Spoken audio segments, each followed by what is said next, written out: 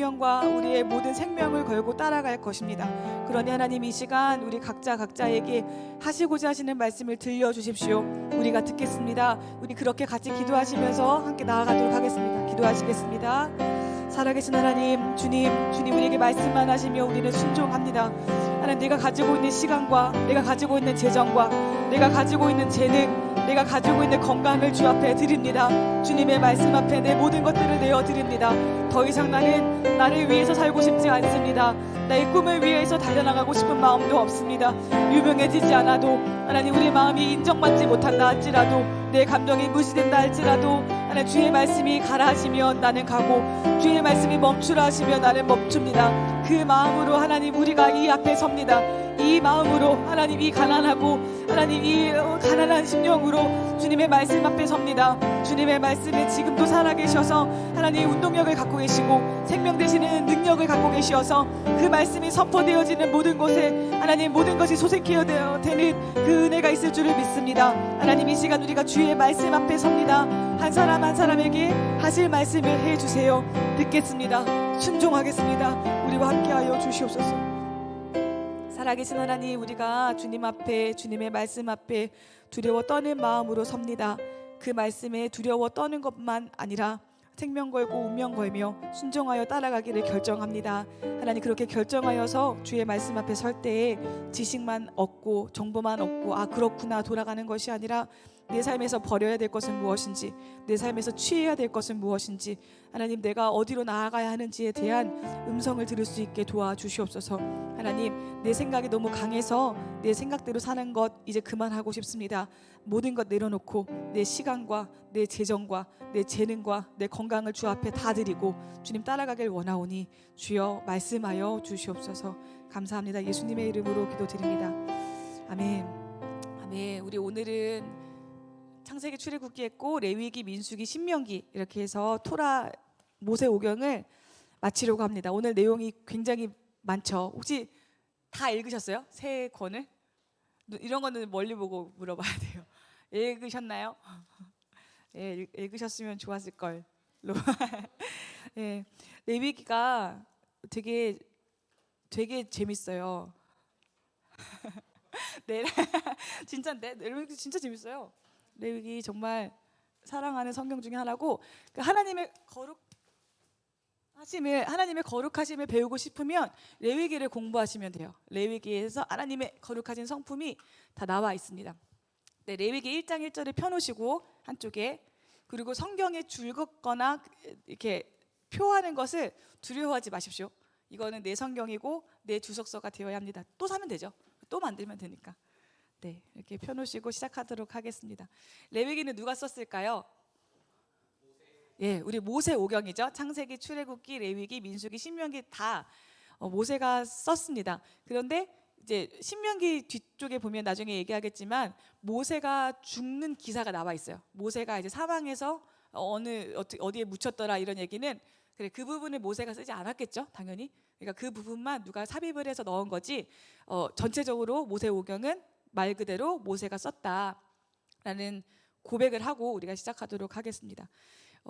레위기의 이름의 뜻을 좀 생각을 해봐야 되는데, 그 히브리 문학 작품들은 대부분, 성경도 마찬가지고요, 첫 번째 단어를 그 성경의 제목으로 써요. 그래서 창세기가 창세기지만 베레시트라고 하잖아요. 그럼 태초에라는 말이 돼요. 태초에 말씀이 계시니라. 이건 아닌데, 태초에 하나님 천지를 창조하시니라, 거기 할 때 태초에가 이 창세기의 원래 제목이에요.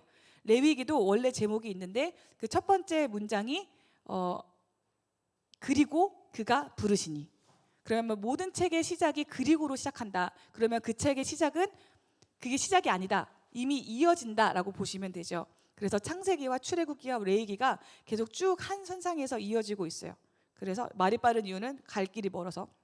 네, 그래서 그리고 그가 부르시니가 이제 이 책의 제목이고, 이게 두 가지 발음법이 있는데 바이크라라고도 하고 웨이크라라고도 해요. 근데 그거는 뭐 중요하지 않고, 히브리어 이름은 웨이크라 혹은 바이크라. 그래서 그리고 그가 부르시니로 시작을 하면서 출애굽기와의 관계성을 우리가 확인할 수 있죠.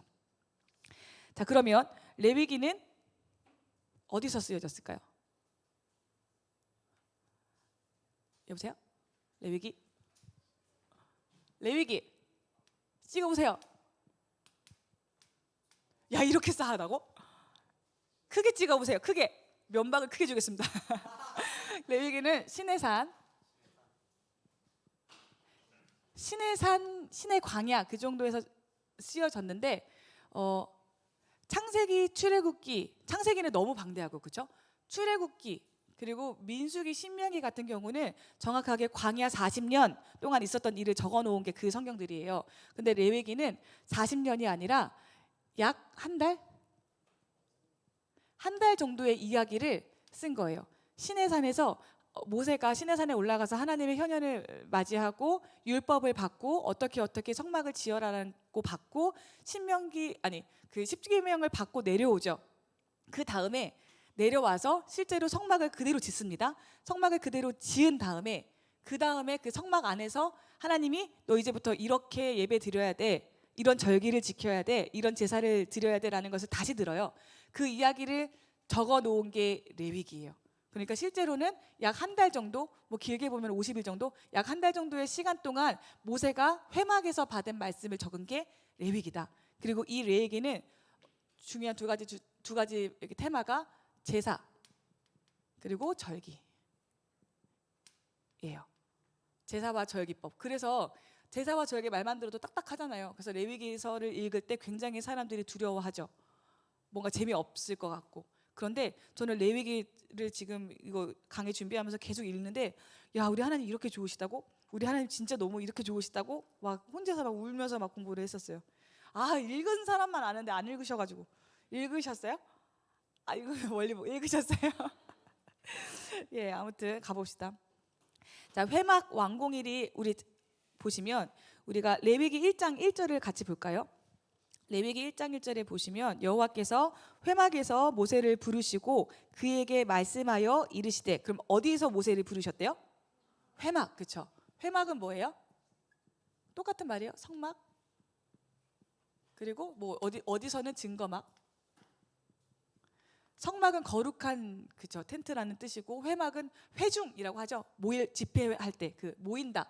하나님의 백성이 함께 만나서 모인다라는 그 의미거든요. 증거막은 증거계가 들어있기 때문에. 그래서 회막에서 모세를 부르셨대요. 그리고 2절에 이스라엘 자손에게 말하여 이르되 너희 중에 누구든지 여호와께 예물을 드리려거든 가축 중에 소나 양으로 예물을 드릴지니라 라고 이렇게 서언을 말씀하시죠. 서문을 얘기하시죠. 무슨 말이냐면 예물을 드리려거든, 그러니까 제사를 드리려거든 이렇게 드려라 라고 하시면서 5가지의 제사법에 대해서 처음에 시작을 하십니다. 그러니까 책으로만 보면 이 레위기를 한 권으로만 생각하면 너무 갑자기 제사법 시작하는 거 아니야? 너무 급작스러운 거 아니야 싶은데, 이 레위기를 출애굽기랑 연결해서 보면 이게 좀 달라져요. 출애굽기 40장 보시겠어요? 출애굽기 40장 17절 같이 읽을게요. 40장 17절 시작. 둘째 해의 첫째 달. 예, 둘째 해는 뭐냐면 출애굽한 지 2년째 되는 해에 그날 첫째 달에 초하루는 1일이에요. 그러면 2년 1월 뭐예요? 2년 1월 초하루에 성막을 세우고 그 다음에 이어지는 게 바로 레위기인 거예요. 그러니까 성막 세운 다음에 바로 레위기의 말씀을 하나님께서 다 세웠어. 출애굽기가 성막을 세우고 끝났어. 그 다음에 이어서 그리고 주님께서 모세를 불러서 회막에서 말씀을 시작하시니라 라고 하니까 갑자기 본론으로 들어가 버리는 거죠. 그렇게 해서 시작하는 게 레위기 1장부터 7장까지 우리 5가지 제사가 나옵니다. 5가지 제사. 혹시 알고 있는 제사 이름 있으세요? 번제 있죠, 그렇죠? 또 뭐 아시는 거 있으세요? 화목제, 소제도 있고, 요제, 거제도 아세요? 요제, 거제. 요제 흔들어서 드리는 제사, 거제 높이 들어서 드리는 제사. 내가 전제와 같이 부어졌으니. 바울의 고백. 전제 뭘까요? 다 맞아요. 그 의미는 맞는데, 전제는 부어드리는, 전제와 같이 부어졌다는 건 포도주나 감람류를 하나님의 제단 앞에 부어서 드리는 거. 그러니까 내가 다 털렸다 그 뜻이겠죠. 그게 지금 다 나와 있는 게 레위기예요. 첫 번째가 번제예요. 번제는 태워서 드리는 제사죠. 그 영어 아니겠지만 번제. 좋아요. 예. 번제. 번제 히브리어 단어는 올라예요. 다 올라간다라는 뜻이 올라. 그래서 다 모든 것을 전부 다 태워서 드리는 제사가 번제입니다. 이 번제는 이거부터 설명할게요. 제가 드렸던 거에 5가지 제사가 다 표에 나와 있죠. 이 5가지의 제사는 제사의 목적에 따른 구분이에요. 이거 어렵다 생각하고 들으면 이제 진짜 어려울 거고, 저 조사님이 쉽다 그랬는데 하고 들으시면 쉬워요. 그러니까 쉬워요. 굉장히 쉬워요. 제사의 목적. 제사의 목적이 있고, 첫 번째는 자원제가 있고요. 그리고 의무제가 있어요. 자원제는 자원하다. 이게 무슨 말이에요? 맞아요. 내가 원해서, 스스로 원해서. 그러니까 이거는 약간 주의 공예배 느낌은 아닌 거죠. 수요 예배 느낌? 자원해서 드리는 예배. 그리고 의무제는 뭘까요? 말 그대로 무조건 주일 예배, 무조건 드려야 되는 예배가 의무제예요. 그래서 하나님께서 너 이스라엘 백성들아, 이제부터 제사 드리려면 5가지 목적을 가지고 제사를 드려야 되는데, 첫 번째 3가지는 자원제야. 너가 드리고 싶을 때 드리면 돼. 2번째는 의무제야. 이건 반드시 드려야 돼. 그런데 재밌는 건 뭐냐면, 의무제에 해당하는 제사 2개는 나중에 얘기하겠지만 속죄제랑 속건제예요. 자, 이거 2개는 뭐냐면 죄와 관련이 있어요. 죄 사함을 받기 위해서는 반드시 속죄제와 속건제를 드려야 돼요. 근데 하나님께서 의무로 드려야 돼, 너 반드시 드려야 돼라는 것은 속죄제와 속건제. 그러니까 너는 반드시 너 중에서 죄를 제해야 한다. 이게 하나님의 마음이신 거죠. 그 자원제 종류는 번제와 소제와 뭡니까? 화목제. 이렇게 있어요. 근데 이제 나중에 헷갈려 하는 게 뭐냐면, 번제는 다 태워서 드리는 건데, 다 태워서 드리는 게 그러면 속죄제랑 번제랑 다릅니까? 이게 그때부터 꼬이기 시작해요. 속죄제도 다 태워서 드리는 건데, 그러면 속죄제로 번제가 속죄제, 번제는 자원제인데 그러면 죄 사함 받을 때 번제 드리는 거 아니에요? 이렇게 막 꼬이기 시작하는데, 목적에 의해서 이렇게 나눠지긴 하지만 방법은, 번제는 화제예요. 불에 태우는 거. 그럼 속죄제도 태우는 거, 속건제도 태우는 거, 소제도 태우는 거, 다 태우는 거예요. 그래서 헷갈리시는 게 뭐냐면, 속죄제랑 번제랑 다 태우는 화제는 다른 거야. 그러면 꼬이기 시작해. 벌써 꼬였죠? 어렵죠? 그냥 가볼게요. 일단 자, 번제부터 갈게요. 번제는 자원제예요. 내가 원해서 드리는 거예요. 예물을 전체를 다 태워서 드리는 거예요. 소 한 마리를 잡으면 가죽만 빼고 모든 걸 다 태워서 하나님께 온전하게 바쳐지는 제사를 번제라고 합니다. 그리고 이 번제의 목적은 뭐냐면, 하나님과의 바른 관계를 회복하는 거예요. 자, 하나님과 관계가 어그러졌어요. 왜 어그러졌을까요? 죄 때문에. 내가 죄를 지어서 하나님이랑 관계가 어그러졌을 때 번제를 드리는데, 그럼 번제는 또 속죄제도 되겠죠. 그리고 번제와 속죄제는 화제라, 불로 태우는 것이라. 이러니까 헷갈리는 거예요. 이거 뭐야? 이거 레위기 이상해. 이거 이상해. 이게 아니라, 번제는 그 목적이 자원해서 드리는 거지만 하나님과의 관계를 회복하기 위해서는 죄를 제거해야 돼요. 그러면 속죄제이기도 한 거예요. 번제, 속죄제. 근데 그럼 속죄제는 의무로 반드시 드려야 되는 것. 괜찮으세요? 괜찮아요? 일단 가봐요. 나중에 정리될 거니까. 저 믿고 따라오세요. 번제는 소나 양을 바치죠. 그리고 온전하게 다 바쳐야 돼요. 그런데 소나 양을 바칠 때 피가 튀길까요? 안 튀길까요? 예, 피가 튀깁니다. 피가 엄청나게 튀깁니다. 그러면 피 냄새 맡아보셨어요? 맡아보셨어요? 저 선짓국 못 먹어요. 무섭게 생겼어요. 너무 그 아시죠? 그리고 저 가끔 어린이부 축구 교실 같은 거 하면 애들 막 코피 터져요. 너무 흥분해서. 그러면 너무 신나가지고 너무 신나서 막 그 코피 터진단 말이에요. 그거 보면은 조금 이상해요. 이게 내가 좋아하는, 내가 사랑하는 애기들이 코피 터지는 건데도 좀 그래요. 피에 대한 거부감이 약간 있어요. 그렇죠? 그런데 제사는 피가 낭자예요. 그런데 대속죄 같은 경우는 한 마리의 소만 잡다고 치지만 그거 아니라 만약에 모든 이스라엘 백성들이 다 예루살렘에 와서 한 마리씩 소를 잡는다고 생각해 보세요. 그러면 여기는 온통 그때 예루살렘 성전 주변은 다 피 냄새일 거예요. 모든 소들이 양들이 죽는 소리가 가득할 거고요. 피가 낭자할 거고요. 여기는 뭐 계속 뭐 똥도 태우고 다 이게 똥 냄새도 날 거고요. 막 계속 태워야 되니까 낭만적이지가 않다고요. 제사는 낭만적인 게 하나도 아니에요. 너무 잔인한 제사예요. 그런데 그 잔인한 제사의 주체가 누구냐는 거죠. 이게 무슨 말이냐면 소를 데리고 왔어요. 그럼 이 소를 잡아야 돼요. 이 소를 잡는 사람은 1번 제사장, 2번 데리고 온 사람. 누굴까요? 네, 데려온 사람이에요. 성경에 자세히 보시면 보세요. 1장 3절 한번 보시겠어요? 그 예물이 소의 번제이면 번제는 이제 하나님과의 관계를 회복하기 위해서 드리는 자원제, 번제이며 흠없는 수컷으로 회막문에서 여호와 앞에 드려야 되고 4절 그는 번제물의 머리에 안수할지니 그를 위하여 기쁘게 받으심이 되어 그를 위하여 속죄가 될 것이다 해서 그는 누굴까요? 가지고 온 사람. 그럼 그 가지고 온 사람이 소를 죽여야 되는 거예요.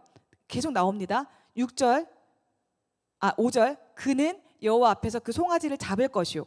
6절 그는 또 그 번제물을 가죽을 벗기고 각을 뜰 것이며 각을 뜬다는 건 뭐냐면 모든 마디를 자른다는 뜻이에요. 모든 마디를 다 자르는 것. 그것 갖고 온 사람이 해야 되는 거예요. 그 다음에 각을 뜨고 다 분리한 다음에 가지고 제사장한테 가면 제사장이 그제서야 번제단 위에서 불태우기 시작하는 거예요. 그러니까 모든 제사의 주체는 나예요. 그리고 그 갖고 온 제물에게 안수할지니라고 나와 있죠. 보셨어요 혹시? 4절. 그러면 안수한다. 말 그대로 손을 얹어서 기도하는 게 뭐냐면 흠없는 제물에게 이 소에게 안수함으로 나의 흠이 이 제물에게 들어가고 흠이 없는 제물의 정결함이 나한테 넘어오는 거예요. 나의 죄가 전가되고 이 동물의 흠없음이 나한테 전가되는 거예요. 그리고 이 내 죄가 들어간 이 소가 내가 스스로 잡아 죽임으로 내 죄를 가지고 있는 이 소가 죽어요. 그럼 나는 정결해져요. 이게 제사예요. 그래서 제사장이 드리는 건 아니에요. 내가 드려야 돼요. 그게 번제래요. 그리고 나중에 속죄제도 그렇게 드리고요. 죄를 사하는 모든 죄는 남자든 여자든 다 자기가 잡아서 하나님께 바쳐야 돼요. 하나님께서 흠없는 제물을 가지고 오라고 하신 이유가 여기에 있죠. 이거는 제가 이주용 목사님 강의에서 들은 건데 이주용 목사님이 화목제든 다른 죄와 관련이 없는 내 죄사함을 받기 위해서 드리는 게 아니라 하나님과의 관계에 어떤 화목하게 보내려고 혹은 어떤 목적을 서원하려고 드리는 제물은 흠이 있어도 된대요 사실. 그러니까 어느 정도로 제가 문서로 확인해 본 건 아니지만 앞다리가 없어도 될 정도로 괜찮대요. 그런데 죄와 연관된 제사에는 반드시 흠이 없는 제물이 와야 된대요. 왜냐하면 그 제물의 순전함이 나한테 와야 되니까. 그래서 깨끗한 제물이 반드시 필요하다고 얘기하시죠. 그리고 예수님은 우리의 어린 양이시다, 우리의 속죄 제물로 오셨다, 화목 제물로 오셨다라고 하셨을 때 하나님의 죄 없음이 우리한테 오는 거. 그러니까 구약의 모든 제사는 예수 그리스도를 모형하는 예표들이다라고 보시면 돼요. 자, 번제는 그런 제사예요. 다 태워 드리는 제사, 그리고 자원해서 드리는 제사, 하나님과의 어그러진 관계를 회복하기 위해서 드리는 제사, 혹은 내가 어떤 헌신했어. 내가 봉사할 거야. 나 이제부터 3년 동안 우리 ICC 간사로 내가 헌신하기로 했어. 그러면 번제 드리는 거예요. 하나님 앞에 내가 이렇게 헌신하겠습니다 라고 드리는 거죠. 소제는 이것도 자원제예요. 이제 번제가 가축으로 드렸다면 소제는 땅에 곡물로 드리는 제사예요. 보리든 밀이든 그리고 그거를 빻은 가루를 드리든 아니면 그 빻은 가루로 만든 전병을 드리든 어쨌든 소제물은 내가 길러서 거두어 드린 그런 곡물들로 불살라 바치는 제사를 소제라고 합니다. 이때는요, 번제는 전체 제물을 다 불살라서 바쳤잖아요. 이때에는 만약에 제가 이만큼의 떡을 가지고 왔으면 아주 소량만 떼서 하나님께 불살라 바치고 나머지 대다수는 제사장한테 줘요. 제사장도 먹고 살아야 되니까. 그래서 제사장이 그 곡식을 거룩한 곳에 가서 이렇게 먹습니다. 거룩한 곳에 가서 먹는다는 것은 이제 이 제사가 하나님 앞에 받아들여졌다라는 의미가 되고, 또 한편으로는 제사장의 생계를 책임져 주는 거죠. 왜냐하면 레위인들과 제사장들은 나중에 설명하겠지만 땅을 분배받지 못하거든요. 다른 사람들은 다 땅이 있는데 이 사람들은 땅을 포기한 사람들이니까 나머지 12지파가 먹여주는 거예요. 잠깐 퀴즈. 레위 지파가 빠졌는데 왜 12지파일까요? 그러면 11지파. 말해주세요. 큰 소리로 얘기해주세요. 맞아요. 므낫세와 에브라임이 요셉을 대신해서 두 아들이 들어가서 12이라는 숫자를 맞춰요. 그리고 가룟 유다가 죽었을 때 11사도 두지 않고 마띠아를 뽑아가지고 12 맞추잖아요. 그러니까 숫자 상징적인 의미가 있는 거예요. 여기서도 요셉이 두 아들이 들어가고 레위는 지파에서 나와요. 그래서 개수로 따지면 13지파. 근데 레위는 지파로 치지 않고요. 나 물 드리고 싶다. 괜찮아요? 물 전달. 제가 너무 오랫동안 기침을 해서 기침을 한 걸 알아요. 얼마나 힘든지. 네, 소재가 그거고, 이거는 이제 자기가 열심히 추수해서 거둬들인 그 소유가 하나님으로부터 왔습니다. 이거 다 하나님의 은혜입니다라는 것을 보여드리는 하나의 제사고요.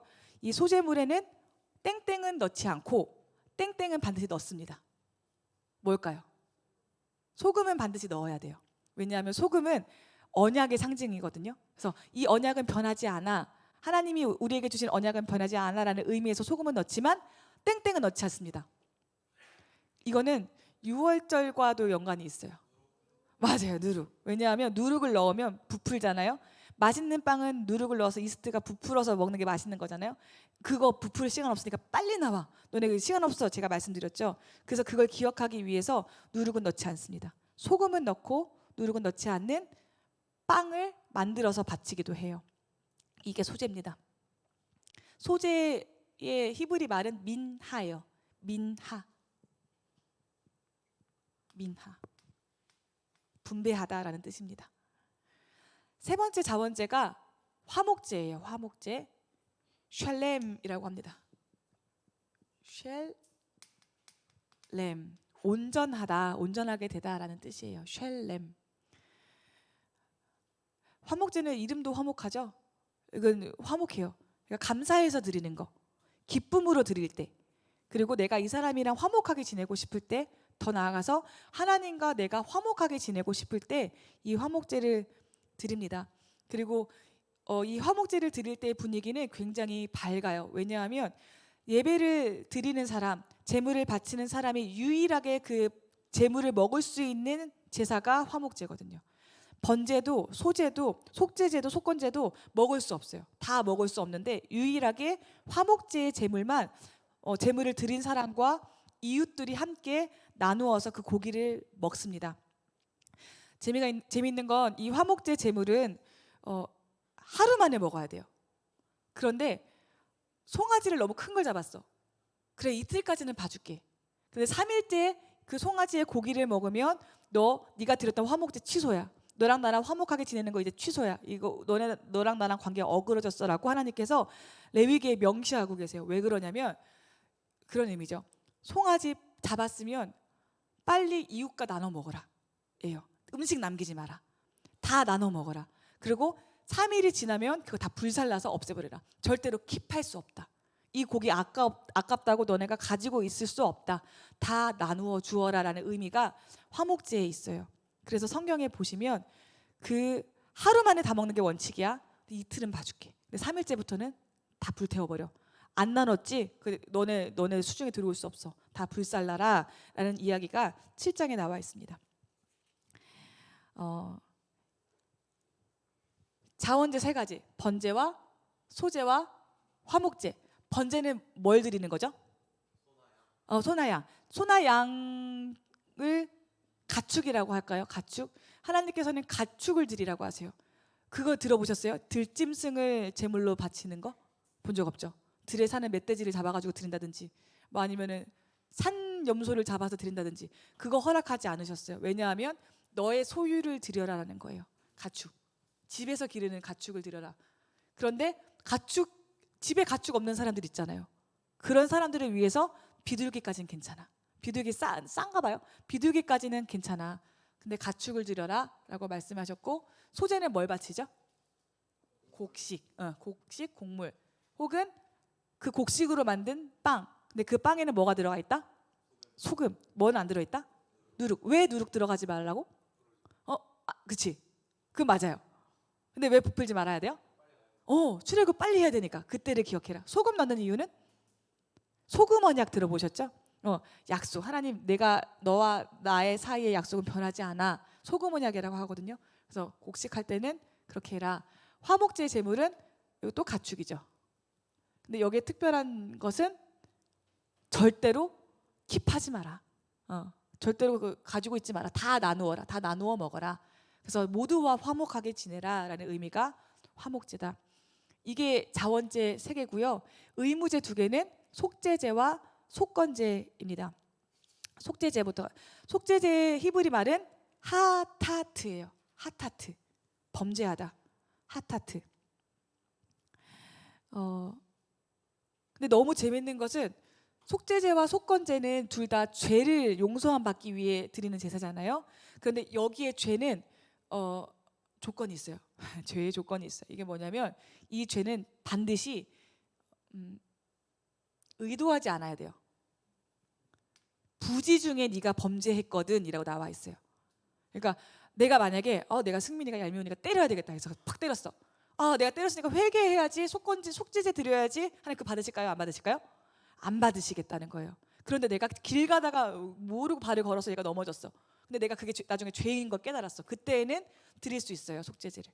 자, 그렇다면 의도를 가지고 드린 죄, 의도를 가지고 내가 살인을 저질러야지 하고 계획하고 살인한 그 죄는 어떻게 용서 안 받을 수 있을까요?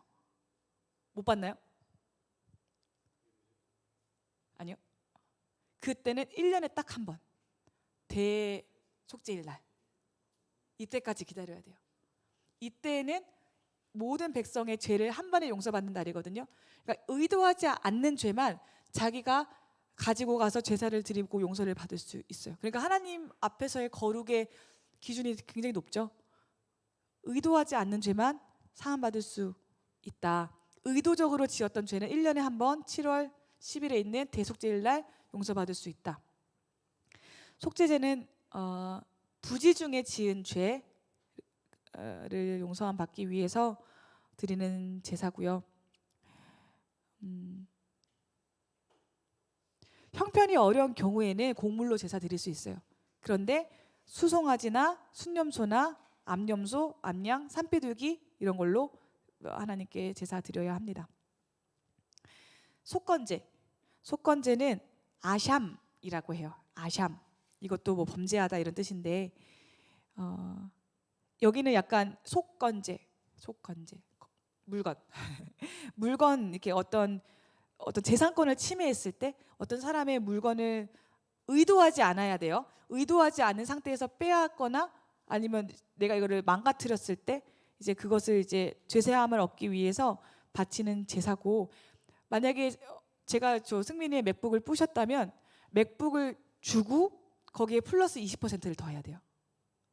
이자라기보다는 그냥 보상의 개념인 거죠. 제가 그때 우리 출애굽기 할 때 얘기했을 거예요. 이스라엘 백성들한테 감옥이라는 개념보다는 보상이라는 개념이 더 크다고. 보상한다고, 뭔가 잘못했을 때는. 그러면 제가 배상을 하는 거죠. 맥북이 100만 원짜리라면 120만 원을 주든지 맥북에다가 20만 원 얹어서 주든지, 그게 하나님의 법이다라고 이야기하고 있습니다. 이것도 밝혀졌을 때, 내가 죄진 거 모르고 있다가 밝혀졌을 때, 혹은 의도하지 않았는데 드렸던 모든 죄들을 해결하기 위해서 드리는 게 속죄제와 속건제다라고 보시면 되죠. 그리고 이게 계속 헷갈리시는 이유가 뭐냐면, 지금은 이렇게 설명했는데 나중에 또 보면은 뭐 이렇게 사무엘 상하라든지 열왕기 상하라든지 제사 드릴 때 보면 이대로 안 드려요. 그러니까 이거 뭐야? 그럼 성경은 이상하네? 내가 잘못 이해했나? 내가 틀렸나? 이렇게 생각하실 수도 있는데, 성경에서는요 절대로 바뀌지 않는 진리가 있고 진리는 원래 바뀌지 않는다는 말이긴 한데 상대적인 진리도 있어요. 그러니까 시대가 지나면서 세월이 지나면서 제사법이 바뀔 수 있어요. 그렇기 때문에 이때는 뭐야 이거 번제가 뭐 속죄인 거야 뭐야 화제인 거야 뭐야 이렇게 헷갈리실 필요가 없다. 왜냐하면 세월이 지나면서 제사법이 조금씩 바뀌어 갈 수 있다. 고린도전서에 보면은 여자들은 머리 닦지 마라라고 얘기 나와 있죠. 머리 닦지 말래요. 왜냐하면 그때 당시에 성전 창기들이 머리를 닦고 다녔거든요. 그러니까 교회 안에서 여자가 예배를 드리려면 머리 닦지 마. 왜냐하면 너 성전 창기였던 거 그거 일부러 드러낼 필요 있니? 그거 표할 필요 있니? 그러니까 하지 마. 그냥 다 머리 풀고 다녀. 이런 말도 있어요. 여자가 머리를 밀면 부끄러운 거 아니냐. 여자는 대머리 하면 안 되나? 좀 그렇긴 한데. 근데 그게 뭐냐면 그 당시에 성전 창기들이 했던 머리 스타일링 중에 하나가 민머리였어요. 그러니까 다 수건 써라. 민머리인지 아닌지 서로 확인 못하게 다 머리 쓰고 예배 드려라. 그러면 지금 와서 천주교는 지금은 머리에 뭐 쓰죠? 그게 정말 그 적용이 맞나를 생각해야죠. 우리 옛날 그림 뭐 검정고무신 이런 거 보면 여자애들 머리 닦고 있잖아요. 그거 죄네. 성경대로 하면 아니라는 거예요. 그래서 절대 진리와 상대 진리가 있다. 절대 진리는 뭐죠? 그러면 예수 그리스도. 그렇죠? 그건 절대 진리. 그럼 바뀌면 안 되는 진리. 상대 진리 말이 좀 어폐가 있는데 상대적으로 시간이 지나면서 그 나라의 문화권에 따라서 다르게 해석할 수 있는 성경 말씀도 있다. 그렇게 보시면 되니까 그렇게 이해하시면 이 레위기가 뭐야 번제야 이거는 뭐야 왜 뭐 번제가 속죄제야 속죄제가 번제야 이렇게 하실 필요가 없다. 아셨죠? 너무 깊게 파고 가다가 3,000%로 빠집니다. 이렇게 해서 1장부터 7장까지가 이제 레위기 제사법이었어요. 그러면서 이제 레위기 8장에서 10장까지가 드디어 성막에서의 예배가 시작됩니다. 여기는 이제 출애굽기 마지막 부분이랑 중복이 되는 부분이기도 해요. 먼저 제사를 드리려면 제사장들이 있어야 되죠. 제사장은 어떤 지파 사람들일까요? 레위, 그렇죠? 레위 지파 사람들이에요. 자, 그러면 레위인이면 모두가 다 제사장이 될 수 있었을까요? 레위 사람들은 어떤 사람들인데요?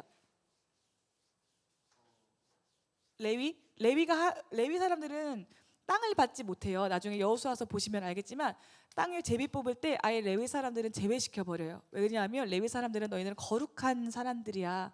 그래서 너희들은 성막을 관리해. 그런데 제사장은 아니야. 제사장은 아니야라고 말씀하세요. 그럼 제사장은 누구냐면 레위 지파 중에서도 아론의 자손들만. 이 사람도 레위 지파였거든요. 레위 지파 전체 사람들은 성전과 성막을 관리하는 사람들이지만 제사장은 될 수 없어.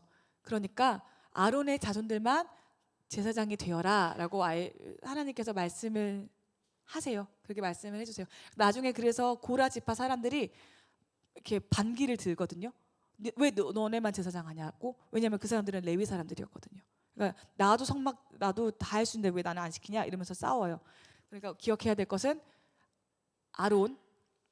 아론의 자손들만 제사장이 될 수 있고 나머지 레위 지파 사람들은 성전과 성막을 관리하는 사람들이다라고 보시면 됩니다. 우리 8장 15절 보실까요?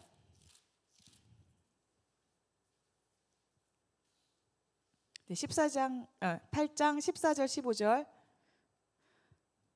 우리 같이 한 목소리로 읽도록 하겠습니다. 시작. 모세가 또 속죄제에 수송아지를 끌고 오니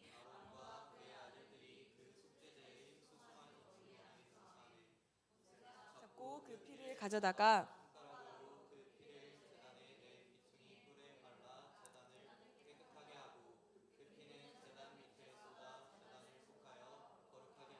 네, 드디어 이제 시작됐습니다.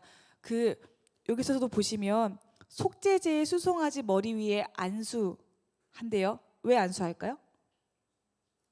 자기의 죄를 이쪽으로 넘기고 이 동물의 정결함이 나한테 넘어오기 위해서 이제 그를 잡습니다. 잡고 속죄제를 드리면서 이제 첫 번째 제사가 시작이 돼요.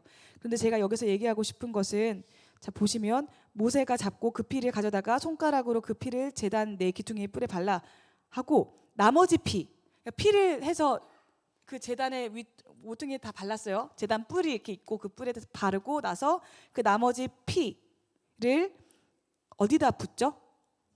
제단 밑에 쏟아 부어요. 자, 기억하세요. 제단이 있고 번제단이 있고 동물이 있고요. 여기는 제사장이에요.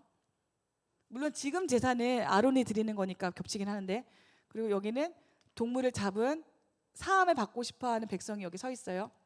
그리고 여기는 제단의 피가 제단 밑에 피를 쏟는다고 얘기를 하고 있죠. 계시록을 볼까요? 자, 계시록 9장. 요한계시록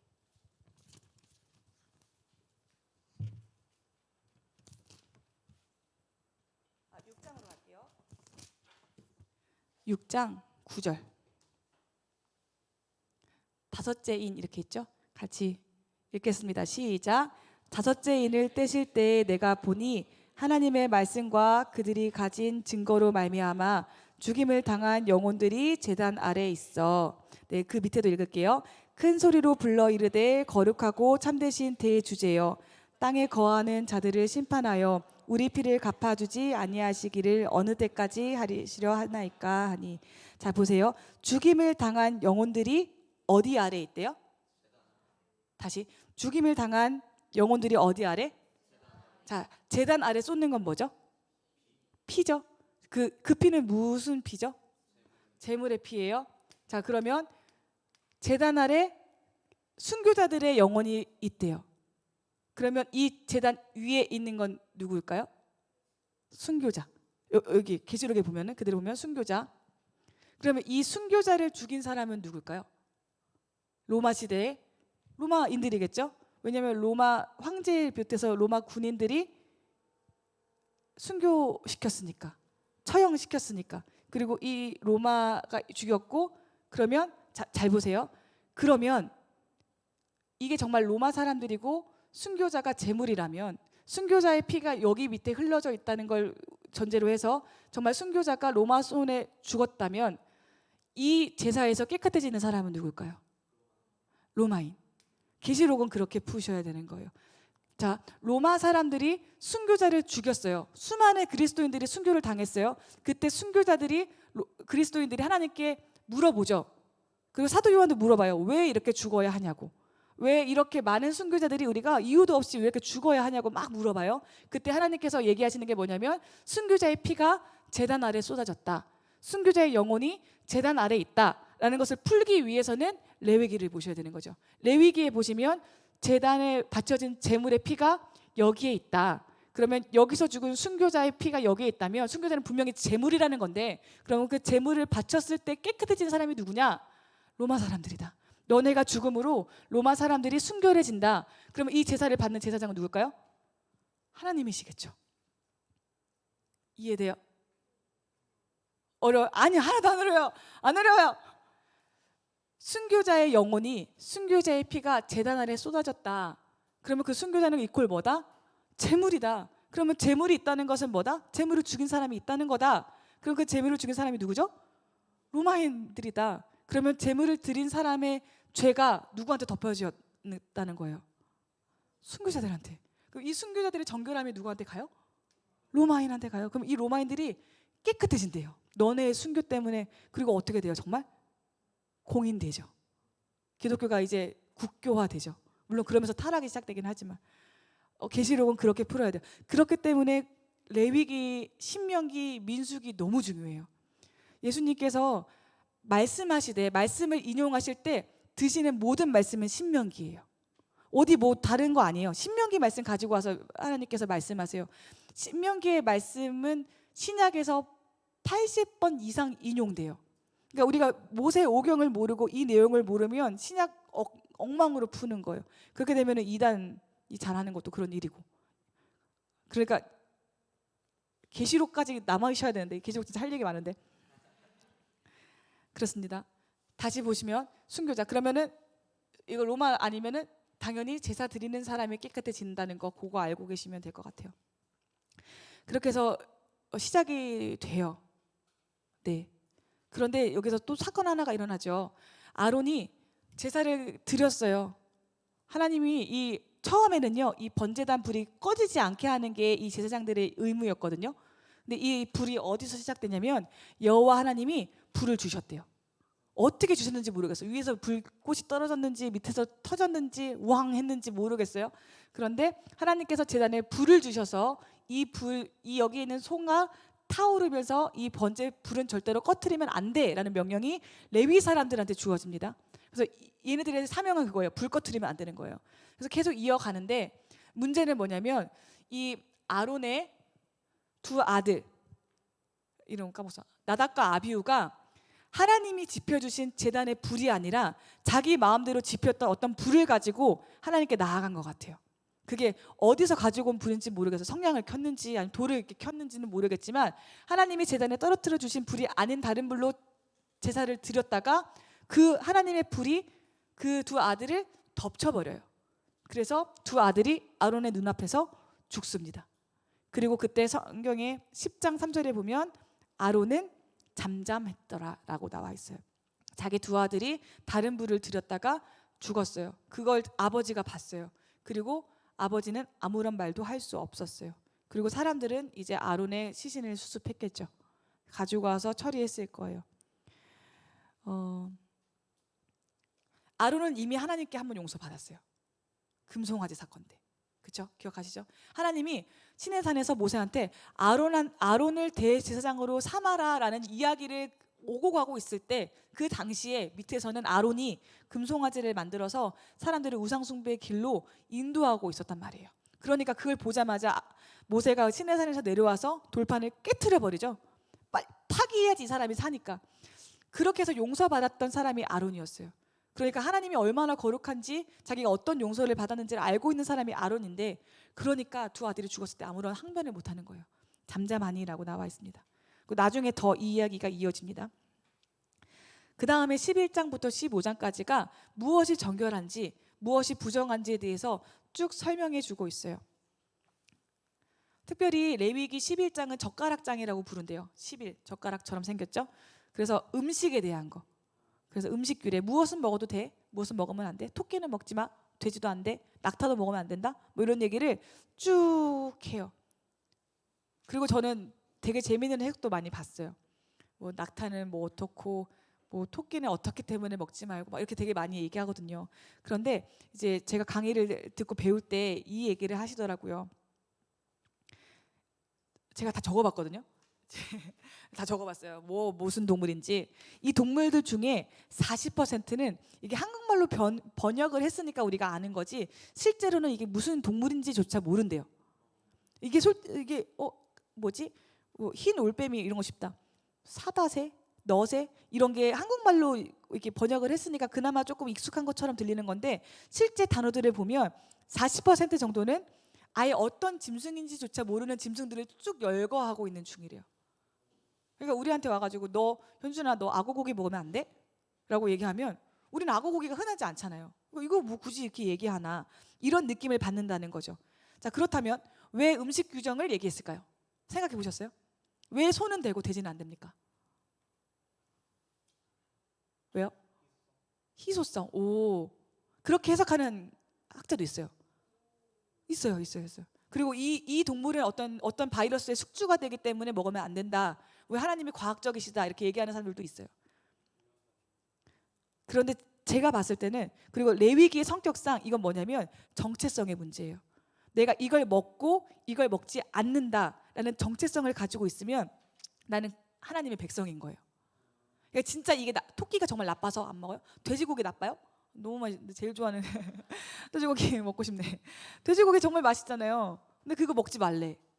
왜? 살쪄서? 손은 살 안 찌나? 살찌죠.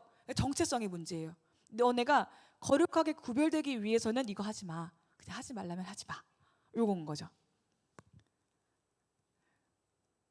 두더지 먹지 말래요. 두더지를 굳이? 그쵸? 쥐 먹지 말래요. 도마뱀 부치가 뭔지 모르겠어요. 육지악어. 그 땅에 악어가 있었나요? 육지악어도 먹지 말래요. 카멜레온, 귀여운데. 카멜레온 먹지 말래요. 굳이? 그리고 저도 안 먹겠다. 근데 굳이 얘기하는 이유는 정체성 때문에. 이걸 안 먹음으로써 너는 하나님의 백성이야. 이걸 안 먹음으로써 너는 내 말에 순종하고 있는 중인 게 증명되는 거야 라고 해석하시면 쉽지 않을까 생각합니다. 독수리, 굳이 독수리? 그리고 12장에서는 출산으로 인한 유출에 대해서 얘기하죠. 그리고 그 다음에는 피부병, 나병뿐만 아니라 모든 악성 피부병을 다 말하고 있어요. 그리고 다시 15장에 나오는 유출병은 성병이에요. 성병. 이렇게 해서 정결한 것과 부정한 것을 나누어 주고 있습니다. 그 다음 레위기에서 가장 핵심되는 부분이 이 16장이에요. 왜냐하면 대속죄일에 대해서 얘기하고 있거든요. 우리 16장을 불을 펴놓으시고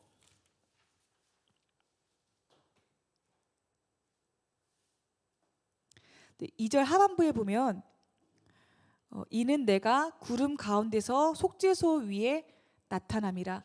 저희가 성물 얘기할 때 우리 언약궤 말씀드렸죠. 이렇게 그룹이 감싸고 있다고.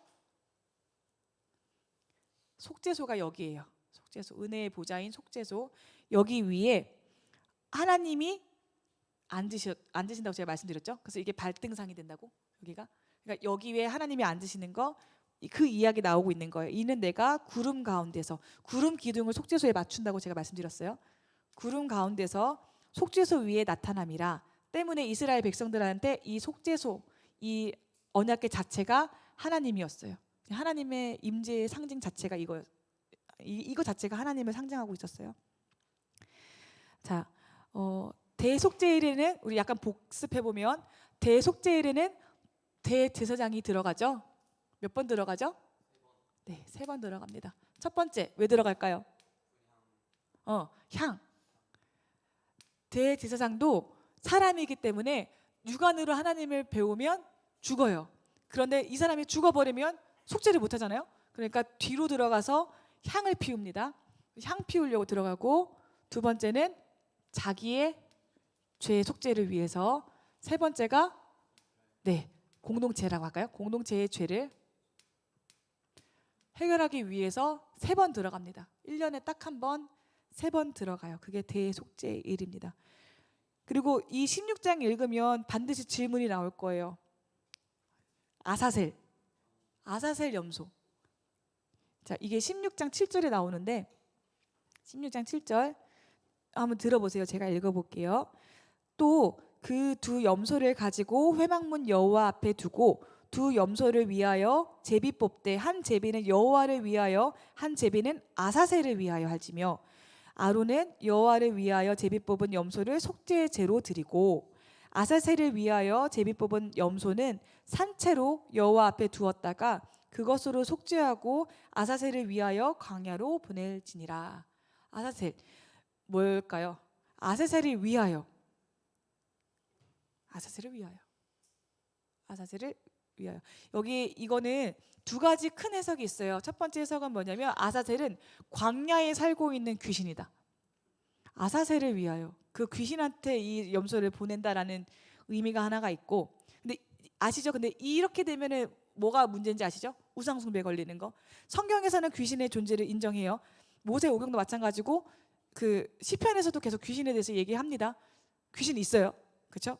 사람이 죽어서 이게 떠도는 그 귀신은 아니고 악한 영으로서의 귀신은 분명히 있습니다. 그러면 그 아사셀이 정말 귀신이라면 그 귀신을 위해서 염소를 보낸다? 제물로 바친다? 그러면 뭐가 걸려요? 우상숭배가 걸리죠.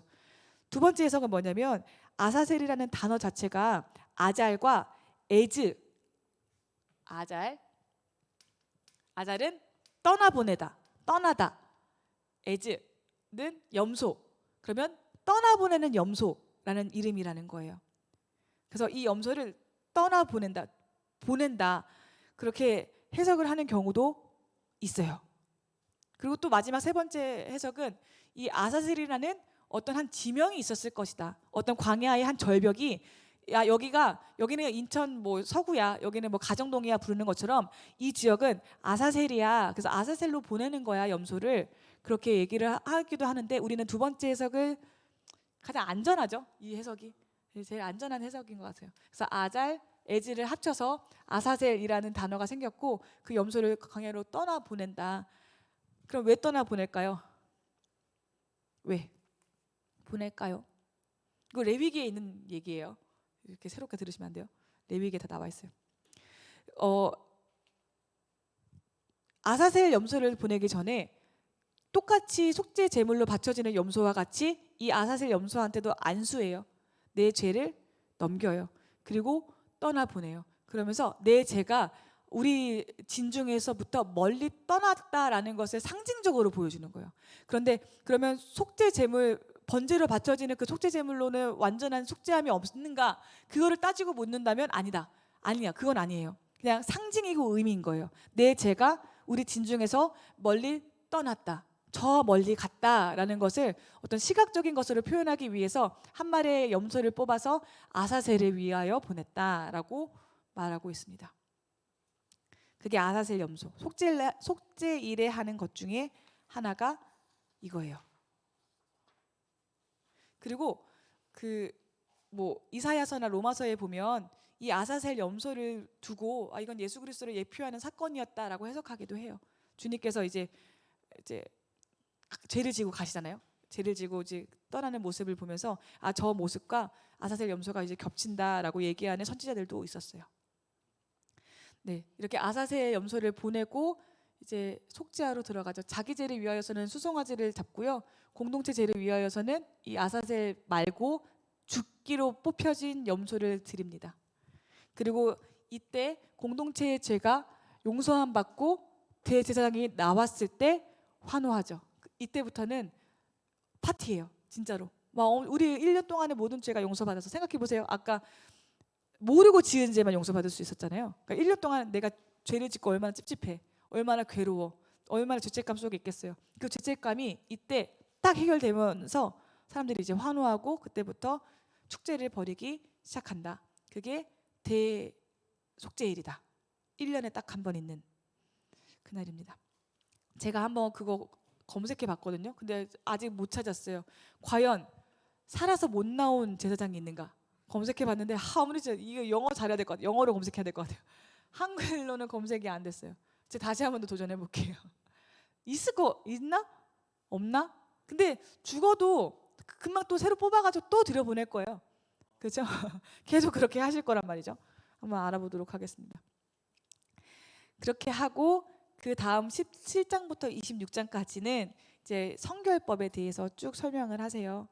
그래서 17장에 보시면 희생제물과 피에 대해서 이야기를 하시는데 이제 피를 먹지 말라. 이제 피에는 그 생명이 들어있기 때문에 피를 먹지 말라라고 이야기하죠. 근데 당시 문화를 좀 우리가 한 가지 생각해 보아야 될 게 있어요. 지금 얘네들은 광야에 있는 중이죠. 광야에 나오기 전에 있었던 나라가 이집트예요. 이집트에서 가장 많았던 우상숭배 예배 형태가 뭐라고 혹시 제가 말씀드리는 거 기억하세요? 수간이었어요. 동물과 성관계하는 거, 수간. 그리고 메소포타미아가 동성애. 그리고 가나안이 인신제사 몰렉이라고 했어요. 이집트에서는 수간이 이제 예배법 중에 하나였는데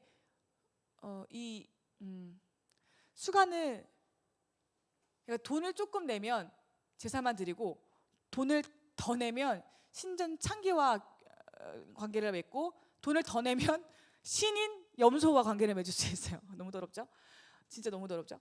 그런데 이 예배의 가장 절정이 뭐냐면 좀 표현이 좀 그렇다. 이 염소랑 관계를 하다가 이제 염소가 흥분하면 그때 뒤에 칼을 가지고 있다가 바로 목을 따버려요. 그리고 그 피를 마셔요. 그게 이 당시에 신과에 접촉하는 예배 방법이었어요. 피째 먹지 말라. 피를 먹지 말라. 왜 이런 얘기가 나오는지 알겠죠? 이해되시죠? 하나님께서 보시기에 피를 먹는 건 굉장히 가증한 일이었어요.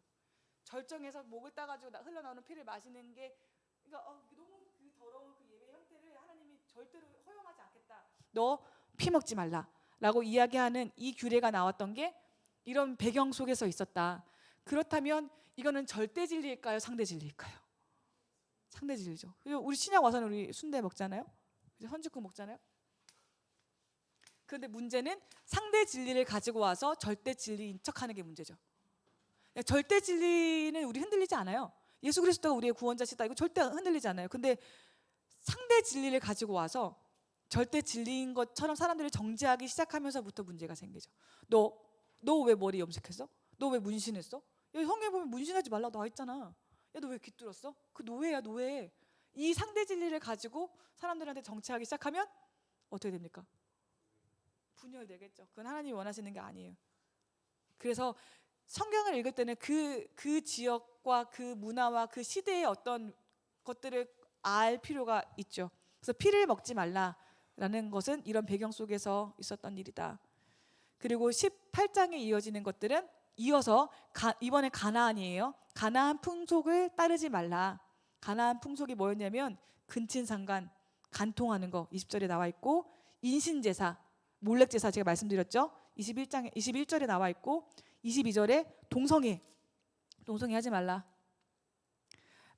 여자와 동침한 같이 남자와 동침 말라 분명히 나와 있습니다.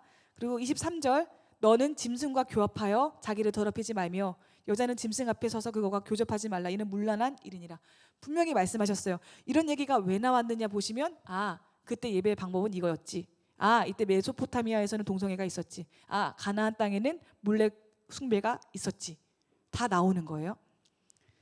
그리고 19장에 보시면 사회적 정의를 하나님께서 쭉 설명하시는데, 저는 이거 보면서 진짜 너무 우리 하나님 너무 좋았어요. 부모 공경해라, 여호와를 경외하듯이. 그리고 19장 9절 한번 보시겠어요?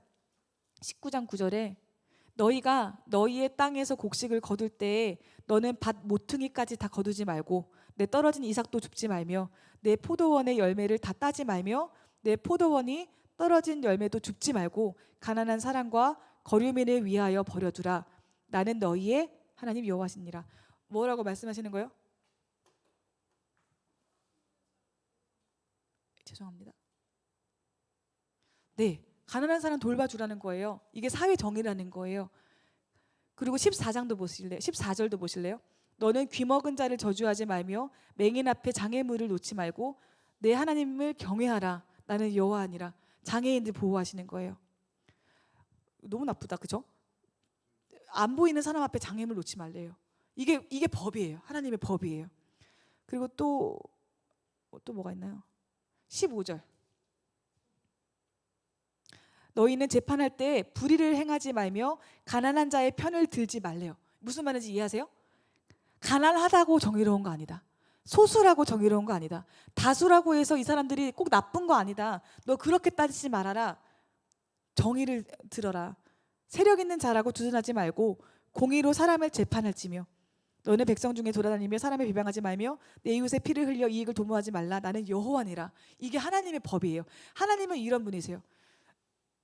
동성애와 인신제사와 수간과 서로 미워하고 이게 너무 당연한 그 땅 가운데서 하나님의 백성에게 선포하시는 말씀이 너 장애인 보호해야 돼. 너 부모 공경해야 돼. 너 다 베지 마. 너 귀퉁이 남겨놔. 포도 떨어진 거 일부러 싹싹 긁어서 갖고 가지 마. 가난한 사람들 챙겨줘. 이게 여호와 하나님의 성품이라는 거죠. 레위기는 엄청난 책이에요. 레위기는. 그리고 20장에 사형에 처하는 4가지 죄에 대해서 얘기하는데요. 계속 얘기하죠. 몰렉, 하나님 정말 싫어하세요. 인신제사 드리지 마라. 신접하지 마라. 부모 저주하지 마라. 성범죄 일으키지 마라. 그렇게 말씀하십니다. 21장에서 22장까지는 제사장 성별 규례고 23장에서 25장까지가 예배를 통한 성별 규례 그리고 절기에 대해서 이야기하고 계세요. 절기, 유월절, 무교절, 초실절, 칠칠절, 나팔절, 속죄일, 초막절, 이게 대표 7가지 절기예요. 유월절은 잘 아시죠? 유월절 그 문설주에 피 발랐을 때 죽음이 유월되는 사건을 기념하기 위해서 하는 절기고요. 첫째 달 14일 저녁에 이제 무교병, 이스트 넣지 않는 무교병을 먹고 쓴나물을 먹고, 쓴나물은 무슨 의미라고요? 이집트 노예 생활의 고난, 고통을 기억하는 거. 그리고 허리에 띠를 띠고 신발을 신고 지팡이를 들고 급하게 먹으래요. 급하게. 빨리 도망가야 되니까. 그렇게 먹고 나면 그날 저녁부터 일주일 동안 시작되는 게 무교절. 그리고 그렇게 보낸 다음에 그 다음에 또 이어지는 게 초실절. 첫 번째 수확, 우리로 치면 맥주 감사절이에요. 첫 번째 수확인 보리를 주신 하나님께 감사하면서 보리로 드리는 제사를 드리는 거죠. 자, 보리로 드리는 제사 뭘까요? 번제일까요? 소제죠. 그렇지, 곡물을 드리는 거니까 이때 소제 드렸을 거예요. 그리고 나서 칠칠절. 칠칠절은 맥추절, 오순절 그냥 같은 말이에요. 그리고 나팔절. 일곱째 달 1일 날 나팔을 불어요. 근데 이거는 이게 조금 헷갈리는 게 6월절이 첫째 달이라고 해서 그렇긴 한데 나중에는 나팔절 일곱째 달이 우리나라로 치면은 1월 1일이 돼요. 설날이 돼요. 그러니까 설날에 나팔을 부는 거죠. 나팔을 불면서 이제 열흘 있으면 속죄일이야, 준비해라는 알림이에요. 나팔을 불면서 이제 열흘 있으면 우리 죄가 다 사함 받아질 거야. 그러니까 준비하자, 모이자, 사인 주는 날이 나팔절. 그리고 그 날로부터 열흘이 지나면 7월 10일 날 속죄일. 그래서 우리 1년 동안 지었던 모든 죄가 다 사함 받는 날, 제사장이 지성소에 들어가는 유일한 날, 이때 백성들은 금식하고요. 그리고 나서 초막절이 시작됩니다. 일주일 후에. 이때는 추수감사절이랑 같아요. 그리고 우리가 광야에서 어떻게 장막을 치고 살았는지 기억하자라는 의미예요. 그래서 지금도 이스라엘에 사는 유대인들은 이 초막절이 되면 자기 베란다에 초막 피고 산대요. 그런 초막을 피는 아예 베란다가 따로 있는 집도 있고. 그래서 이때 가서 초막 펴놓고 텐트 안에서 일주일 동안 지내면서 하나님 우리를 꺼내셨다라는 것을 기념한다고 합니다. 6월절, 무교절, 초실절, 칠칠절, 나팔절, 속죄일, 초막절. 칠칠절은 오순절, 맥추절이라고도 불러요. 오순절 하면은 이제 칠칠절. 오순절은 이제 히브리어를 헬라어로 바꿀 때 오순절이 된대요. 번역하면서 70인역에서. 그리고 초막절은 장막절, 수장절 다 같은 말. 그렇게 됩니다. 왜요? 뭐야? 뭐야?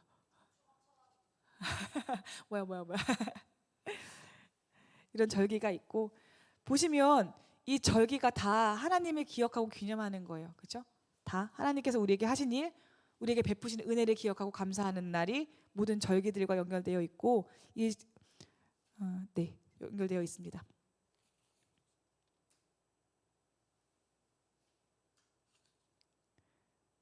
그리고 우리 25장 한번 펴시겠어요? 레위기 25장 8절부터 보시면 안식년에 대해서 얘기하죠. 1, 2, 3, 4, 5, 6년까지 일하고 7년째 되는 날에는 쉬어라. 근데 그 7년이 7번 반복하면 49, 그 다음에 50년째 되는 해를 희년이라고 해라. 그래서 이 희년 때는 모든 빼앗긴 땅을 돌려주어라 이렇게 말씀하세요. 땅을 분배받았는데 내가 당장에 먹을 돈이 없어서 내가 분배받은 그 땅을 누군가한테 팔았어요. 그러면 그 땅을 팔면 내 땅이 아니지만 50년째 되는 희년이 되면 다시 받아라, 돌려주어라, 아무 대가 없이. 그 얘기를 하고 계십니다. 우리 잠깐만 쉬고 할까요? 잠깐만 쉬고 하겠습니다.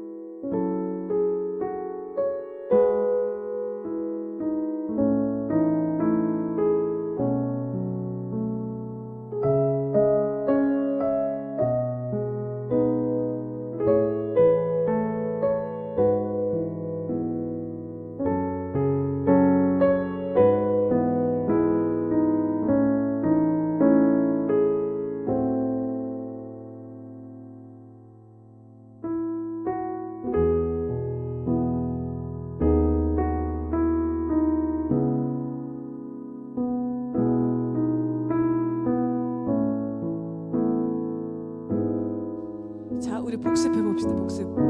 자, 오실 때까지. 자, 혹시 삐지 끄실 수 있는 사람 있으세요? 네.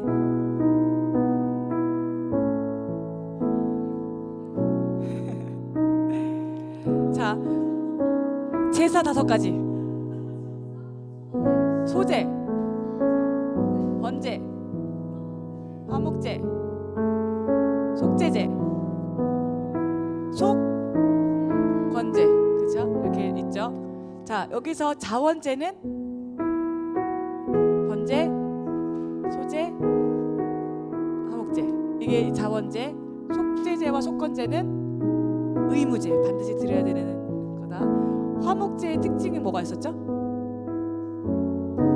맞아요. 유일하게 제사를 드린 사람이 제물을 먹을 수 있는데 단 며칠 만에 먹어라? 3일 되기 전에. 그쵸? 이틀 만에 먹고 3일째는 다 태워버려라.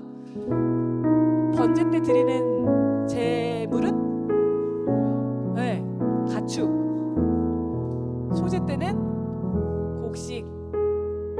그쵸? 그리고 가축으로 드리는 이유는 뭘까요?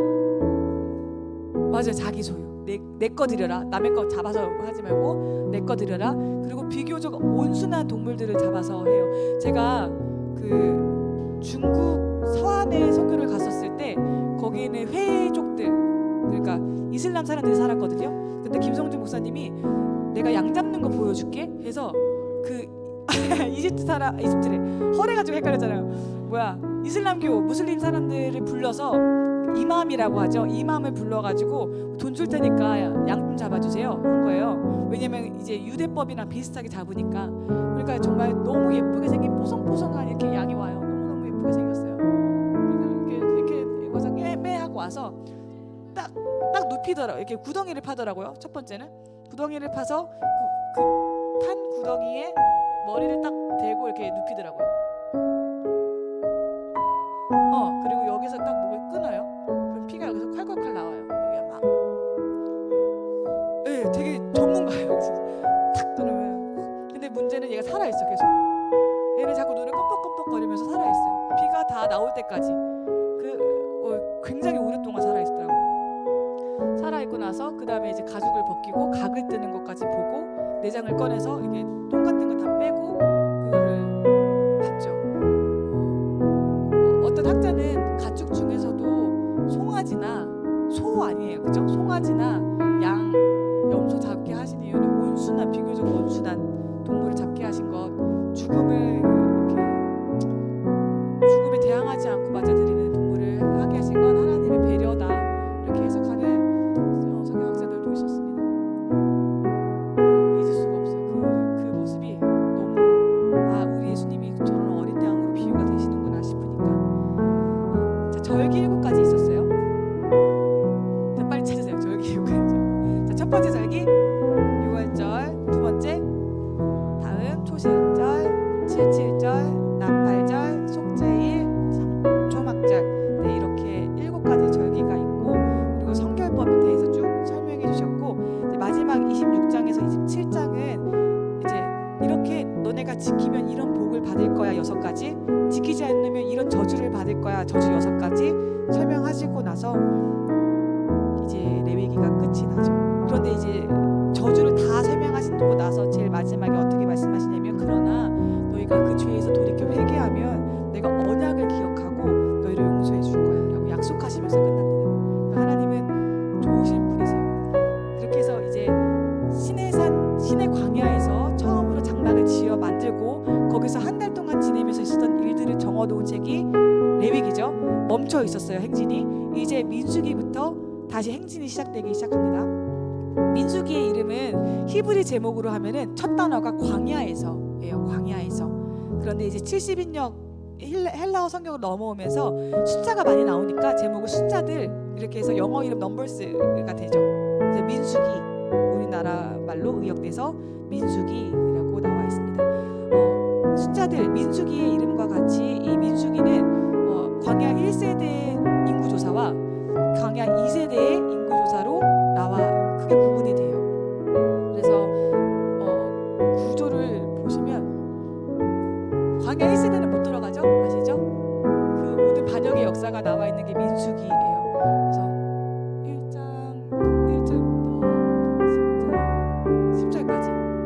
광야 1세대에 대한 이야기고 10장 11절부터 21장 35절까지가 48년 동안의 광야 생활. 2년은 이제 시내산 가서 시내산을 보내는 시간이고 그 이후에 38년 동안의 광야 시간이 여기 두 번째 구조고 22장 1절부터 36장 13절까지가 광야 2세대입니다. 이렇게 세 가지의 구조로 나눠져 있고 첫 번째가 광야 1세대죠. 광야 1세대. 광야 1세대의 반역의 역사예요. 사실은 뭐 좋은 얘기 별로 없어요. 다 반역한 이야기들만 쭉 나와 있는 게 민수기입니다. 그 12지파를 이제 처음에 이제 행진하기 전에 이제 레위기 끝났어요. 레위기에서 모든 율법을 받고 제사법을 받고 절기를 다 받았어요. 이제 모든 게 다 완벽하게 갖춰져 있어요. 이제 출발하면 돼요. 출발하기 전에 우리가 몇 명이나 있는지 검색이 아니라 조사해 보자. 몇 명이나 있는지 계수해 보자라고 하면서 각 12지파와 레위 지파별로 총 13지파죠. 그 지파별로 몇 명씩 있는지 쭉 통계를 냅니다. 그랬더니 60만 3,550명이라는 숫자가 나왔어요. 그래서 장정만 60만이라고 얘기하는 게 여기 나오죠. 근데 여기서 플러스 알파죠. 한 200만 명 정도가 되었을 거예요. 레위 지파는 왜 특별히 선택돼서 하나님의 성전을 섬겼을까요? 유다 지파도 있는데, 그렇죠? 유다, 에브라임도 그렇죠. 요셉의 장자는 아니지만 어쨌든 그 있는데 왜 레위 지파냐? 레위 지파가 특별하게 하나님으로부터 너 진짜 잘했어라고 칭찬받는 사건 하나가 있었어요. 우리는 배웠어요. 분명히 배웠어요. 언제냐면 금송아지 사건 때. 그 시내산에서 모세가 내려와서 딱 봤을 때 금송아지 난리 나고 있었죠. 그때 모세가 무슨 얘기를 하냐면 내 편에 서서 저 사람들을 처단할 사람 빨리 와서 다 죽여라 라고 명령을 내려요. 그때 제일 먼저 나서서 그 사람들을 쳐서 죽였던 사람들이 레위 지파 사람들이에요. 그때 레위 지파 사람들이 3,000명이라는 사람을 처형했고 성경의 기록에 따르면 그 일이 하나님 보시기에 옳았더라. 그 이후부터 레위 지파는 성막을 관리하는, 성전을 관리하는 특별한 지파로 부르심을 받게 됩니다. 그래서 제사장들을 도와서 성막 관리를 합니다.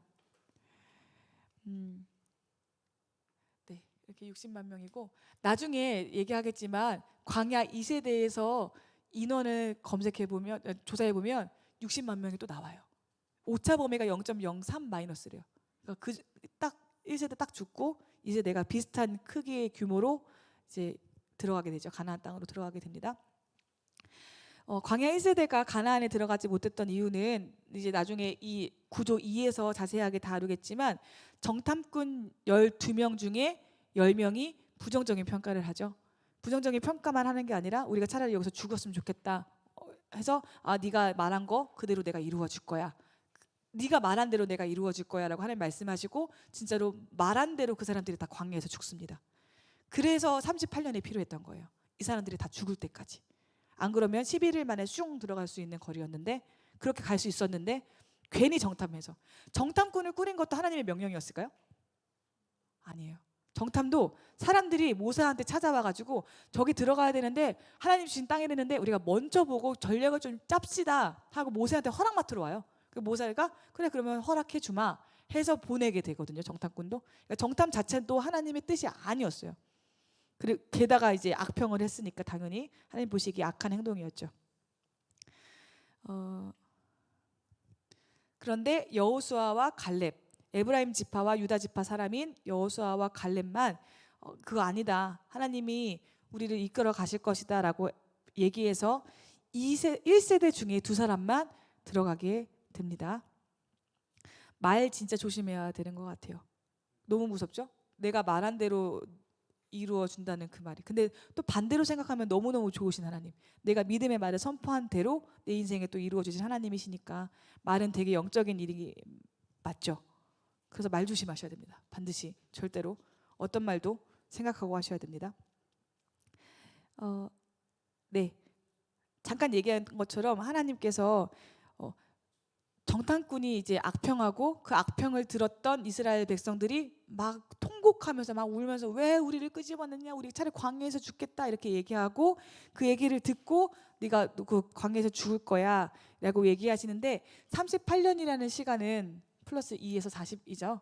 40년 광야 생활 하잖아요. 이거는 한 세대가 죽는 시간이기도 하지만 하나님께서 어떻게 계산하셨냐면 40일 동안 정탐하거든요. 이 사람들이 가나안 땅에. 너네 40일 그래, 하루를 1년으로 내가 칠 거야. 그래서 40년이에요. 성경에서 그렇게 말씀하고 계십니다. 그래서 하루를 1년으로 칠 테니까 너네들 40년 동안 광야 뺑뺑뺑 돌게 될 거야 라고 하나님께서 말씀하시고, 실제로 돌고 1세대는 심지어 아론과 모세도 들어가지 못합니다.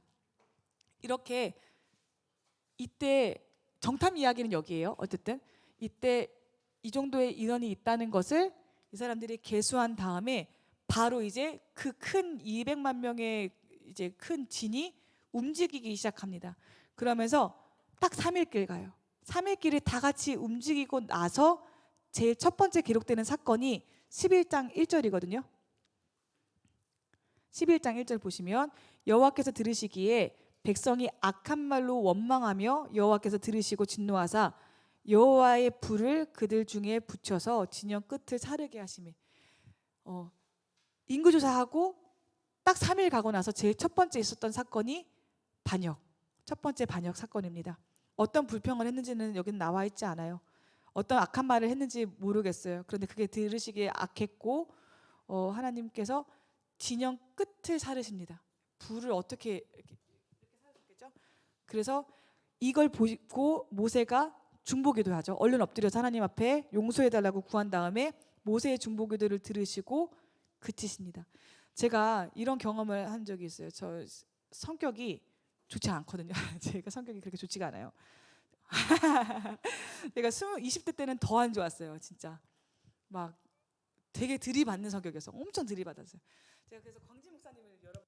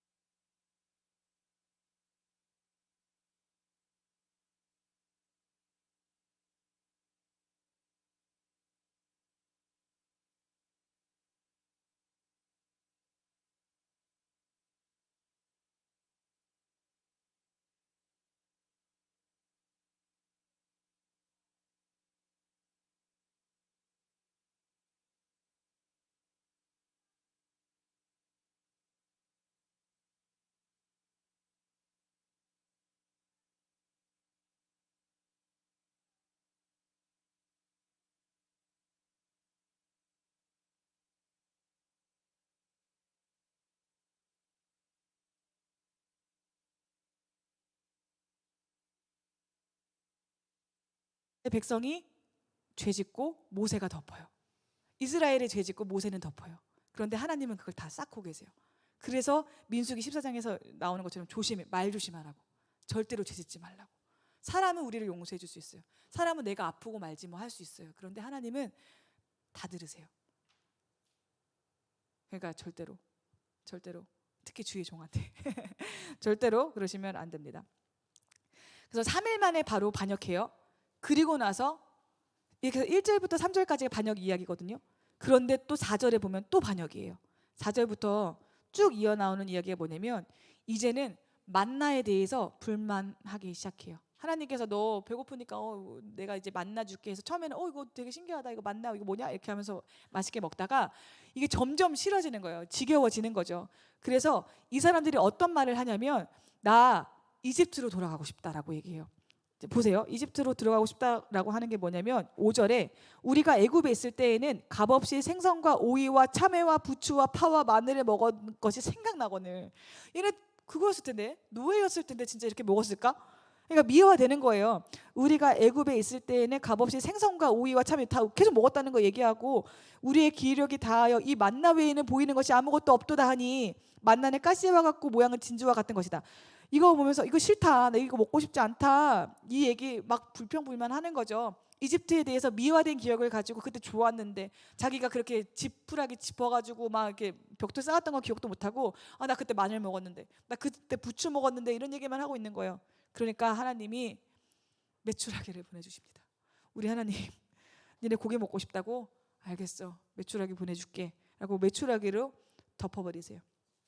근데 모세도 불만해요. 참다가 모세도 터뜨린 것 같아요. 10절에 보면 이제 모세의 불평이 15절까지 쭉 이어지거든요. 너무 힘들다고. 얘네들은 은혜를 모르는 백성들을 내가 언제까지 얘네들을 그렇게 일일이 다 해야 되냐고. 그러니까 하나님께서 모세의 불만도 해결해 주십니다. 모세를 도울 수 있는 70명의 장로들을 세워서 너를 돕게 만들면 되지 않겠냐 이러면서 하나님이 달래서 데리고 가세요. 근데 이 민수기나 출애굽기를 쭉 읽으면서 저는 이 텐션이 있어요. 모세가 불평불만하면 하나님이 모세를 워워시키세요. 같이 가자. 근데 하나님이 화내면 모세가 하나님에게 참으세요. 서로 그렇게 참으세요 하면서 그렇게 이스라엘을 데리고 가세요. 하나님이랑 나랑 관계가 그런 관계였으면 좋겠어요. 하나님이 화나시면 하나님 저보고 참으세요. 내가 화나면 야 하나님이 나보고 좀 참아라. 그렇게 해서 같이 막 사역을 끝까지 가는 삶이 얼마나 좋을까. 그러니까 모세가 하나님의 친구란 얘기를 들었죠. 하지만 모세도 못 들어갑니다. 죄짓고 두 번째 반역 끝나고 또 쉴 틈도 없이 바로 12장에 세 번째 반역이 일어납니다. 모세의 권위에 대한 도전이 일어나요. 아론과 미리암이 공격합니다. 이슈는 뭐였냐면 구스 여자를 아내로 맞이해서 너 어떻게 이방 여자를 아내로 맞을 수가 있느냐라고 하면서 누나 미리암이 주도했고 아론이 따라와요. 그렇게 해서 공격합니다. 구스는 에티오피아고 여기서 십보라를 얘기할 수도 있는데 십보라는 구스 여자가 아니었거든요. 그러니까 모세가 십보라가 이제 뭐 사별을 했겠죠. 사별한 다음에 후처로 들어온 사람이 에티오피아 공주라는 전승이 있어요. 그러니까 어떻게 흑인 여자를 데리고 와서 우리 어떻게 영도자의 아내로 삼을 수가 있느냐라고 반역해요. 그리고 그렇게 얘기하고 그게 하나님 보시기에 권위에 대한 도전이었기 때문에 하나님이 미리암을 치십니다. 그래서 미리암이 나병에 걸려요. 만약에 이때 아론을 치셨다면 아론은 대제사장이 나병에 걸리면 하나님과 이스라엘 백성 사이에 문제가 되겠죠. 그러니까 그래서 아론을 치지 않으셨다고도 해석이 되고 주동자가 미리암이었기 때문에 미리암을 치셨다라고도 해석을 할 수가 있습니다. 어쨌든 남매와 형이랑 누나가 모세를 그렇게 비방한 거죠. 근데 사실 따지고 보면 그건 하나님 앞에 죄는 아니었어요. 이방인과의 통혼이 죄는 아니에요. 출애굽기에 보면은 출애굽기 24장에 보면은 이방인이랑 결혼할 수 있어요. 단 이방인과 결혼해서 이방 우상을 섬기게 될 경우가 문제인 거죠. 그러니까 이스라엘 백성들이 이방 여인들과 결혼함으로 우상 숭배할까봐 너네들 그거 결혼하지 마. 그건 안 되는 거야라고 얘기하시는 거죠. 요셉도 이방 여자랑 결혼했죠. 모세도 이방 여자랑 결혼했죠. 보아스, 룻이 이방 여자잖아요. 그렇죠? 라합도 이방 여자란 말이에요. 그러니까 이방 여자랑 결혼하는 것은 문제가 되지 않아요. 그리고 또 한 가지는 출애굽할 때 수많은 잡족이 따라 나왔더라. 이스라엘 백성들 혈통에 있는 거 아니에요. 믿음에 있는 거예요. 그렇기 때문에 그 권위에 대한 도전 자체가 이제 잘못된 거죠. 근데 모세가 중보기도 합니다. 미리암 낫게 해달라고. 또 이제 이번에 또 모세가 자기가 비방 당했는데 비방당한 모세가 하나님한테 도와주세요라고 구하고 미리암이 다시 진중으로 들어가게 됩니다. 끝나면 좋겠는데 또 반역합니다. 13장 1절에 드디어 아주 큰 사건이죠. 가데스 바네아에서 정탐꾼을 보낸 반역이에요. 아까 말씀드렸던 것처럼 정탐 자체도 하나님의 계획이 아니었어요. 사람들의 요구였고 그 요구를 모세가 오케이 한 겁니다. 그리고 정탐 갖고 온 결과가 젖과 꿀이 흐르는 땅이다. 진짜 과연 이거 장난 아니다. 너무 좋은 땅이다. 그렇기 때문에 반응이 세 가지로 갈립니다. 정탐꾼의 반응은 2대 10으로 나눠지죠. 이거 그래서 우리는 안 된다. 우리는 저기 들어갈 수 없다. 하나님이 우리 망하게 하시려고 그렇게 하신 것이다. 와 아니다. 그렇기 때문에 하나님이 우리에게 힘 주실 것이다. 라는 두 파로 나뉘고요. 이 두 파를 본 이스라엘 백성들의 반응은 다수 쪽으로 갑니다. 그래서 밤새도록 통곡한대요. 14장 1절에 보면 온 회중이 소리를 높여 부르짖으며 백성이 밤새도록 통곡하여. 밤새도록 통곡하였다. 이거 보면서 내가 어떤 생각이 들었냐면 저희 5살 조카가 억지로 울 때가 있거든요. 눈물 안 나요. 그냥 울어요. 그냥 무조건 울어요. 그 모습이 떠오르더라고요. 진짜 밤새 눈물이 났을까? 이거 그냥 운 거예요. 그냥 계속 통곡하면 우리 망하게 됐다라고 우는 거죠. 그걸 듣고 하나님의 반응이 뭐냐면 니네 전멸. 내가 전염병 보내서 다 죽여버릴 거야. 내가 모세 너를 통해서 새로운 민족을 다시 일으켜서 내가 가나안 땅 너희한테 줄 거야 라고 얘기할 때 또 모세가 나섭니다. 안 돼요. 하나님 안 됩니다. 그리고 모세의 기도를 들으시고 하나님께서 결정을 거두셔서 말씀하시기를 완화시켜서 1세대만 못 들어간다. 2세대는 들어간다라는 결정이 민수기 13장에서 15장에 나오는 가데스 바네아 반역 사건입니다. 그리고 15장에 갑자기 생뚱맞게 율법 이야기가 나와요. 반역 나오고 율법 나오고 다시 반역이 나와요. 숨돌리기 전법이에요. 제가 말했죠. 되게 생뚱맞은 이야기가 갑자기 중간에 딱 있어요. 히브리 문학 기법 중에 하나가 뭐냐면 숨 막히게 막 치솟다가 갑자기 확 꺼져요. 그 다시 절정으로 가서 또 이어져요. 한숨 돌려. 아직 할 얘기 많아 라는 거예요. 15장에 갑자기 율법 이야기 나옵니다. 네, 그래서 율법을 잠깐 한 장 정도 설명한 이후에 16장부터 다시 반역이 시작이 돼요. 16장의 주인공은 고라입니다. 이놈의 새끼 진짜 고라는 레위인이었어요. 레위인은 성막을 섬기는 사람이죠. 그런데 레위인 중에서 아론의 후손만 대제사장이 될 수 있어. 이게 문제였어요. 고라, 나 레위인이야. 그런데 나는 왜 대제사장 할 수 없어? 나도 대제사장 하고 싶어. 이거죠. 그런데 이 당시의 민심도 앞에서 보셨다시피 반역을 보시면 민심이 이미 모세와 아론을 등졌어요. 그렇죠? 왜 우리를 광야에서 죽게 하냐? 이 민심이 있는 상황을 고라가 읽었던 것 같아요. 그러니까 이 민심을 등에 업고 반역을 일으킵니다. 고라는 모세의 사촌 동생이에요. 이 고라가 자기랑 마음이 합한 몇 사람과 그리고 250명을 모아서 이제 모세한테 반기를 듭니다. 16장 1절에 보면 되게 무서운 말이 있습니다. 레위의 증손 고핫의 손자 이스라엘의 아들 고라와 르우벤의 자손 엘리압의 아들 다단과 아비람과 벨렛의 아들 온. 근데 이 온은 나중에 사라져요. 온은 아마 반역하다가 정신 차린 것 같아요. 나중에는 세 사람만 나와요. 온이 당을 짓고 당을 졌대요. 편가르기 했대요. 우리 얼마나 당 많이 지어요. 교회 안에서 네 편 내 편. 그죠? 그거 죄라는 거예요. 죄예요. 당 지을 바엔 그냥 혼자 지내세요. 진심입니다. 당 지을 바에는 혼자 지내세요. 말로 당 짓고 걱정하는 척하면서 사는 사람 까는 말 하느니 입 다무세요. 그냥 진짜로. 큰일 납니다.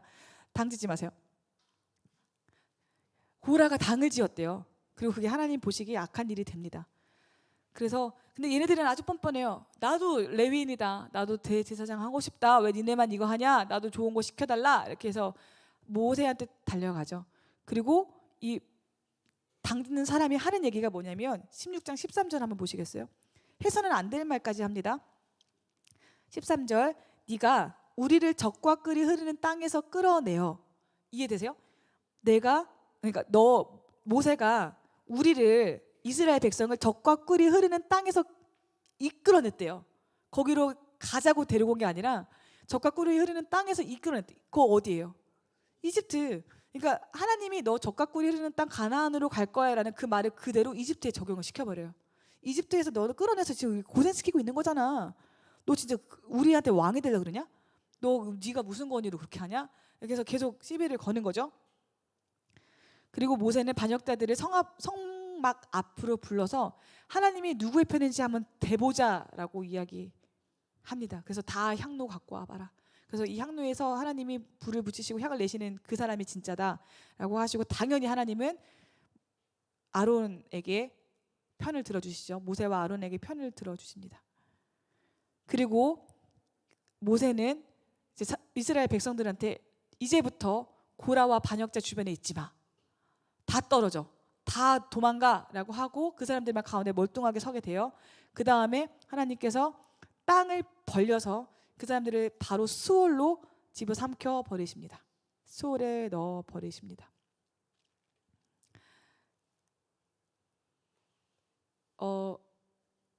그러나 고라의 아들들은 살아 있어요. 그렇죠? 시편에 보면 고라 자손의 시다 나와 있죠. 그 고라가 그 고라 맞습니다. 동명이인이 아니라 아버지의 죄 때문에 자식들이 죽지 않았어요. 그 일에 가담한 가족들은 죽었어요. 분명한 건 250명과 가담한 사람들은 죽었지만 그 자손을 완전히 다 멸절시키지는 않으셨어요. 하나님은 그 자손들은 살아남아서 여전히 성전을 지키는 자들로 삼으셨고 시편을 쓰는 기자들로 사용하십니다. 그리고 250명 전부가 다 수월에 빠진 거 아니에요. 화로가 불이 일어나서 불에 타 죽어요. 더 잔인한가? 어쨌든 그래서 성경 자세히 보시면 이런 이야기들이 잘 나와 있고요. 그런데도 웃긴 건 이 사건이 일어나고 난 이튿날 다음 날 고라 일당이 죽게 된 이 모든 일들이 모세와 아론의 탓이다라고 하면서 이스라엘 백성들이 다시 반역합니다.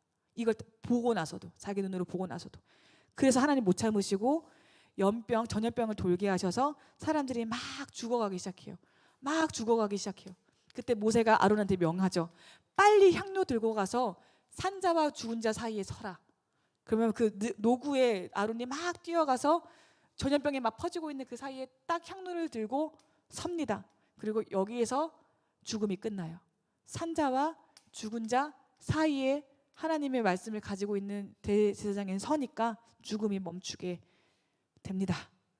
이때 죽은 자가 14,700명이 죽습니다.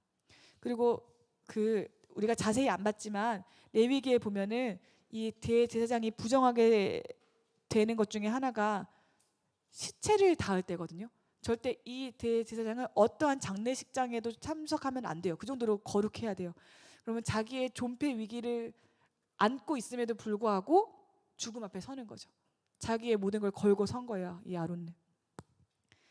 그렇게 해서 하나님께서 또 다시 한번 이제 본인의 꺾으시고 이제 하나님께서 공표하시죠. 물론 이미 공표는 됐어요. 아론과 모세가 지도자라는 걸 이미 말씀하셨으나 한 번 더 내가 보여줄게 하면서 12지파야 너네들 다 지팡이 가지고 나와라.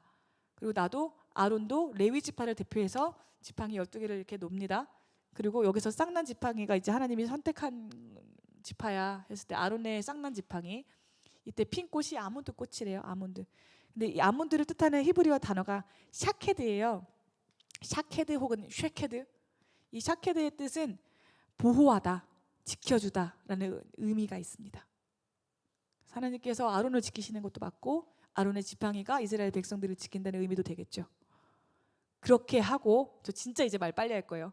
진짜 그렇게 하고 나서 11조 나옵니다. 이제 재밌죠? 흐름이 재밌죠? 고라가 반역하고 너네들 아니야 얘네가 진짜야 모세가 진짜야 해주고 아론 대제사장 인정해주고 나서 이 사건으로 인정해주고 나서 11조 내라 이 얘기 바로 하세요.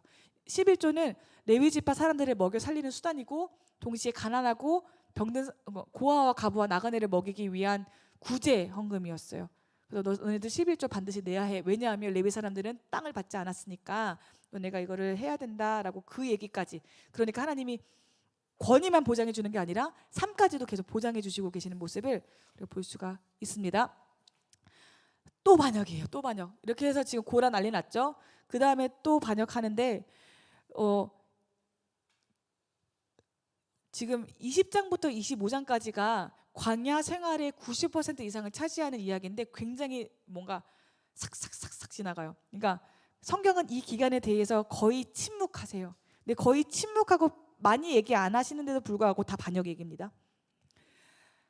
가데스에서 20장 1절 보시면 이제 가데스에서 이제 신광야에서 있었던 일들이에요.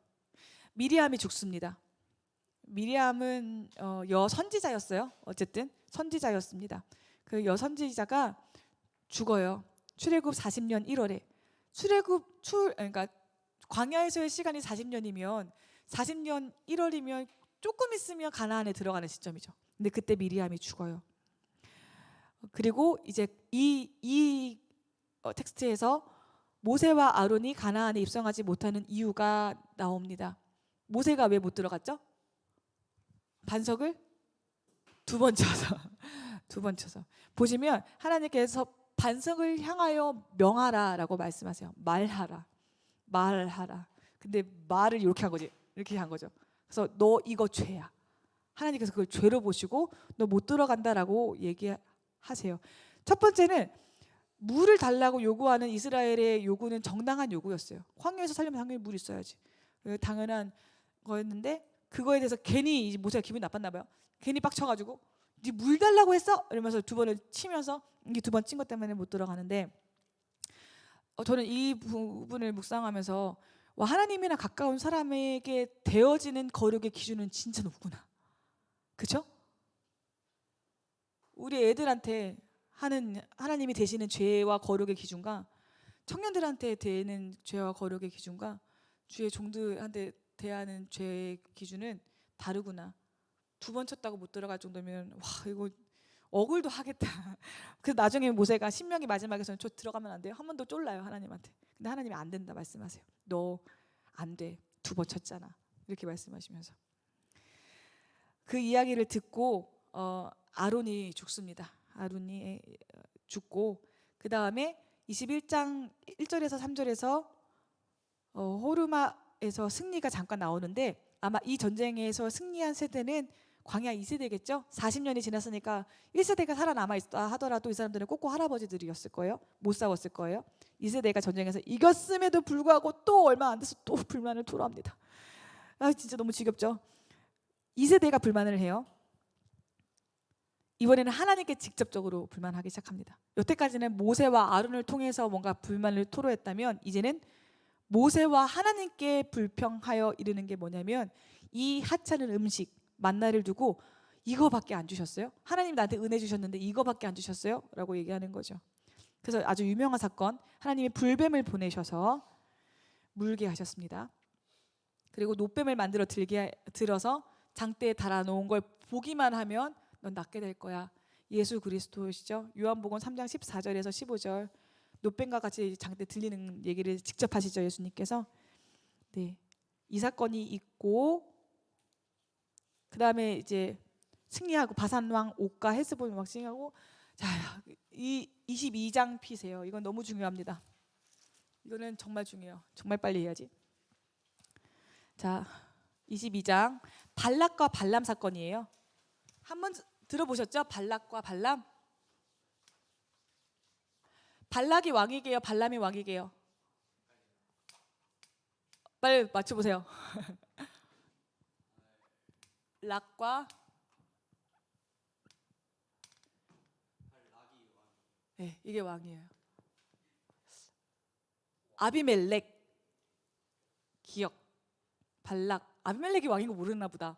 아비멜렉 왕이거든요. 그러니까 왕은 기억이 들어가나 보다. 이렇게 생각하세요. 얘가 왕이고 얘가 거짓 선지자, 마술사, 점성술가, 뭐 이런 다신주의자, 온갖 물질주의자, 온갖 나쁜 거 다 갖고 있는 사람.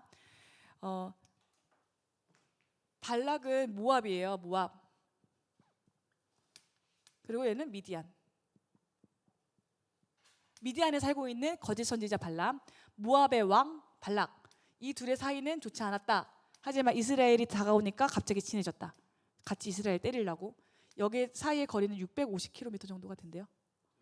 되게 멀어요. 20일 정도 걸린대요. 그런데 발락이 20일 동안 발람 찾으러 갔다가 거절했다가 다시 왔다 갔다 하는 거 왜? 이스라엘 저주하려고.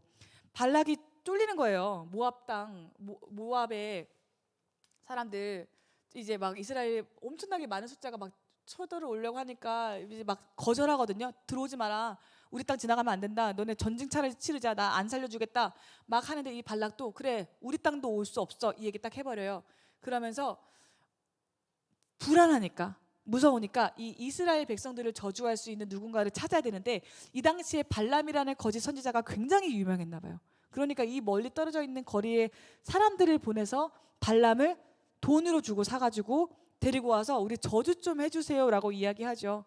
그때 발람이 처음에는 싫다. 내가 하나님이 가지 말라 한다라고 하다가 두 번째 보낼 때 정말 많은 재정을 부르고 막 싹싹 비니까 그래 내가 일단은 가볼게 라고 얘기를 하죠. 물론 하나님께서 너 가라라고 허락은 하세요. 근데 가는 길에 천사가 발람이 타고 있는 당나귀 앞에 서서 길을 막잖아요. 그 사건이 이 사건이거든요. 당나귀에서 천사가 이제 얘기하죠. 발람 너 보고 너 왜 하나님의 백성들을 이렇게 저주하려고 하냐? 아 죄송합니다, 죄송합니다. 저 가라고 해서 가는 겁니다. 그래도 가라. 대신에 하나님이 넣어주는 말만 전하도록 해라라고 말씀을 천사가 전합니다. 당나귀는 봤는데 발람은 못 봤어요. 발람의 영적 상태죠. 그래서 발람이 시딤이라는 어떤 산지였던 것 같아요. 이 산에 이제 여기 이스라엘 백성들이 다 진이 다 이스라엘이 다 보이고 여기에 서가지고 여기를 바라보면서 하나님이 주시는 말씀을 듣고 선포하기 시작합니다. 이제 선포하는데 처음에는 축복하죠. 4번 축복해요. 저주하려고 했는데 4번이나 축복을 하게 됩니다. 그러니까 이 모압 왕이 성경에 보면 박수를 치면서 발락한테 와가지고 왜 그랬냐고 그렇게 하는데 박수는 뭐냐면 주먹을 치면서 이게 약간 잘못 해석이 된 부분인 것 같아요. 번역이 됐어요. 주먹을 쥐고 이렇게 치면서 너 왜 내가 그렇게 많은 돈 주고 저주해라고 했는데 너 왜 이렇게 했어? 그래서 뭐라고 하죠? 그리고 발람이 그러고 이제 이야기가 딱 끝났다 하면 참 좋겠는데 이렇게 하고 이야기가 끝나지 않아요. 무슨 말이냐면 이때 발람이 다시 모압 땅에서 미디안으로 돌아갔으면 상관이 없는데 미디안으로 돌아가지 않고 시딤에 그대로 있습니다. 발람이 시딤에 그대로 있어요. 그러면서 무언가를 합니다. 이스라엘 백성들한테. 그리고 무언가를 해요. 근데 그 다음에 이어지는 내용이 뭐냐면 와 우리 하나님이 외부에서 저주하는 거 다 막아주셨어. 역시 우리는 하나님의 백성이야. 우리는 진짜 외부로부터 엄청나게 보호를 받고 있어 라고 확신했던 이 이스라엘 백성들이 내부적으로 무너지기 시작합니다. 우상 숭배해요. 바알 부호를 섬기고 있는 사람들, 여자들과 행음하기 시작합니다. 근데 가나안 고대 근동에서 행음은 대부분 제사였어요. 예배법이었어요. 그렇죠? 신전 창기들과 여사제들과 남성들이 교합하면서 드리는 게 예배였단 말이에요. 그러니까 음행했어요. 음행. 그런데 이 음행하는데 어떤 한 사건이 벌어집니다. 시므온 지파의 지도자였던 시므리와 고스비. 성경에서 여자 이름은 잘 나오지 않아요. 성경에서 특히 이방 여자 이름은 잘 나오지 않아요. 근데 굳이 적었어요. 이 사람은 높은 사람이었어요. 여사제였어요. 그러니까 장막에 들어가서 성관계를 맺으려고 하고 있을 때 그 비느하스죠. 비느하스가 쫓아 들어가서 이 둘의 배를 꿰버립니다. 두 사람의 배를 꿰서 한 번에 창으로 찔러 죽여버리는 사건이 일어나죠. 그리고 하나님이 이게 정당하다라고 하는 사건이 이어지는데 이게 어디서 일어난 일이냐면 시딤에서. 보십시오.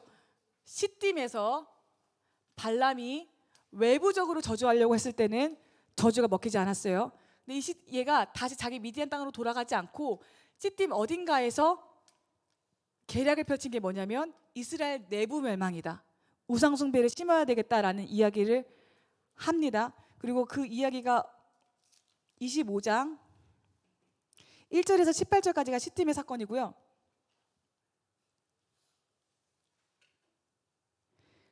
그리고 이게 더 뒤로 가면 요한계시록 다시 볼까요? 요한계시록 2장 14절. 요한계시록 2장 14절 제가 빨리 읽을게요. 그러나 내게 두어 가지 책망할 일이 있나니 거기 내게 발람의 교훈을 지키는 자들이 있도다. 발람이 발락을 가르쳐 이스라엘 자손 앞에 걸림돌을 놓아 우상의 제물을 먹게 하였고 또 뭐 하게 했다고요? 행음하게 하였느니라. 이와 같이 내게도 니골라 당의 교훈을 지키는 자들도 있도다. 자, 발람의 교훈, 발람의 계략이 뭐냐면 여기서 말하는 계략이 뭐냐면 외부에서는 공격할 수 없으나 내부적으로 너네가 무너지게 할 수 있어. 얘는 어딘가에서 바알보호를 섬기는 사람들을 통해서 이스라엘이 자멸할 수 있도록 유도했을 거예요.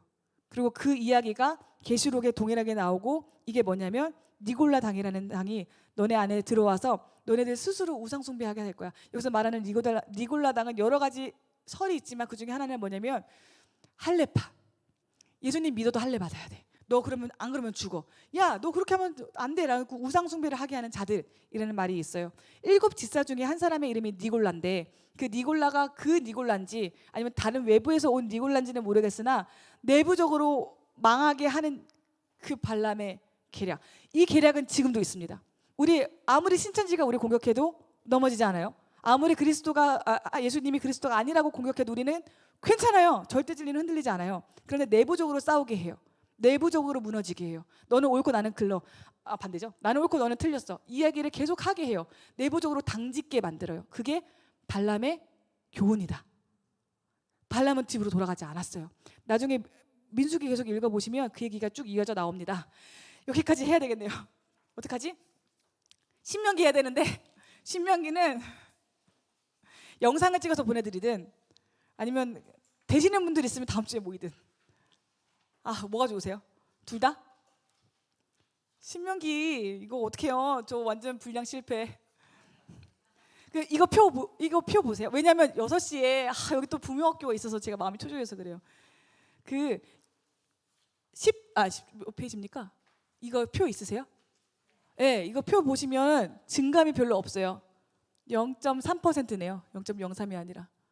그래서 광야 2세대가 들어가요. 그리고 요단강 건너지 않겠다 하는 사람들이 있어요. 르우벤파, 지파, 갓지파, 므낫세 반지파. 르우벤은 장자였는데 유다한테 장자권 뺏겨요. 그러니까 그 주위에 들어가고 싶겠어요? 안 들어가고 싶겠지? 그러니까 나 동편에 있겠다. 갓지파는 어떤 지파냐면 맨날 르우벤 옆에 붙어있던 애들이에요. 그러니까 르우벤 있으니까 나도 있을래. 므낫세 반지파는 뭐냐면 므낫세의 절반이 남아있겠다거든요. 므낫세는 요셉의 장자였어요. 그런데 야곱이 에브라임을 축복하죠.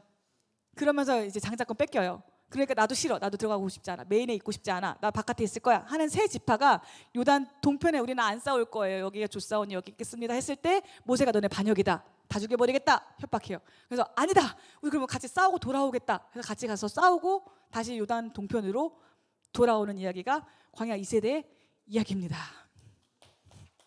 신명기 좀 생각해 볼게요. 만약에 다음 주에 소그룹만 오면 동그랗게 앉아서 해요. 그렇게 하고 그렇게 하는 걸로 하시죠. 기도하겠습니다. 살아계신 하나님, 제가 또 잘해야 되는데 하나님 또 신명기 못 들어갔어요. 하나님 죄송해요. 하나님 우리가 레위기랑 민수기 배웠는데 그냥 우리 이거 듣고 끝나는 게 아니라 돌아가서 레위기 말씀 다시 곱씹어서 읽을 수 있게 도와주시고 민수기도 그렇게 하게 하여 주셔서 정말 저 전도사가 한 얘기가 맞나, 하나님의 성품이 정말 저것이 맞나 말씀을 통해서 확인하게 하시고 그 말씀을 읽다가 거듭나는 역사가 각자의 골방에서 있게 하여 주시옵소서. 감사합니다. 예수님의 이름으로 기도드립니다. 아멘. 연락드리겠습니다. 네.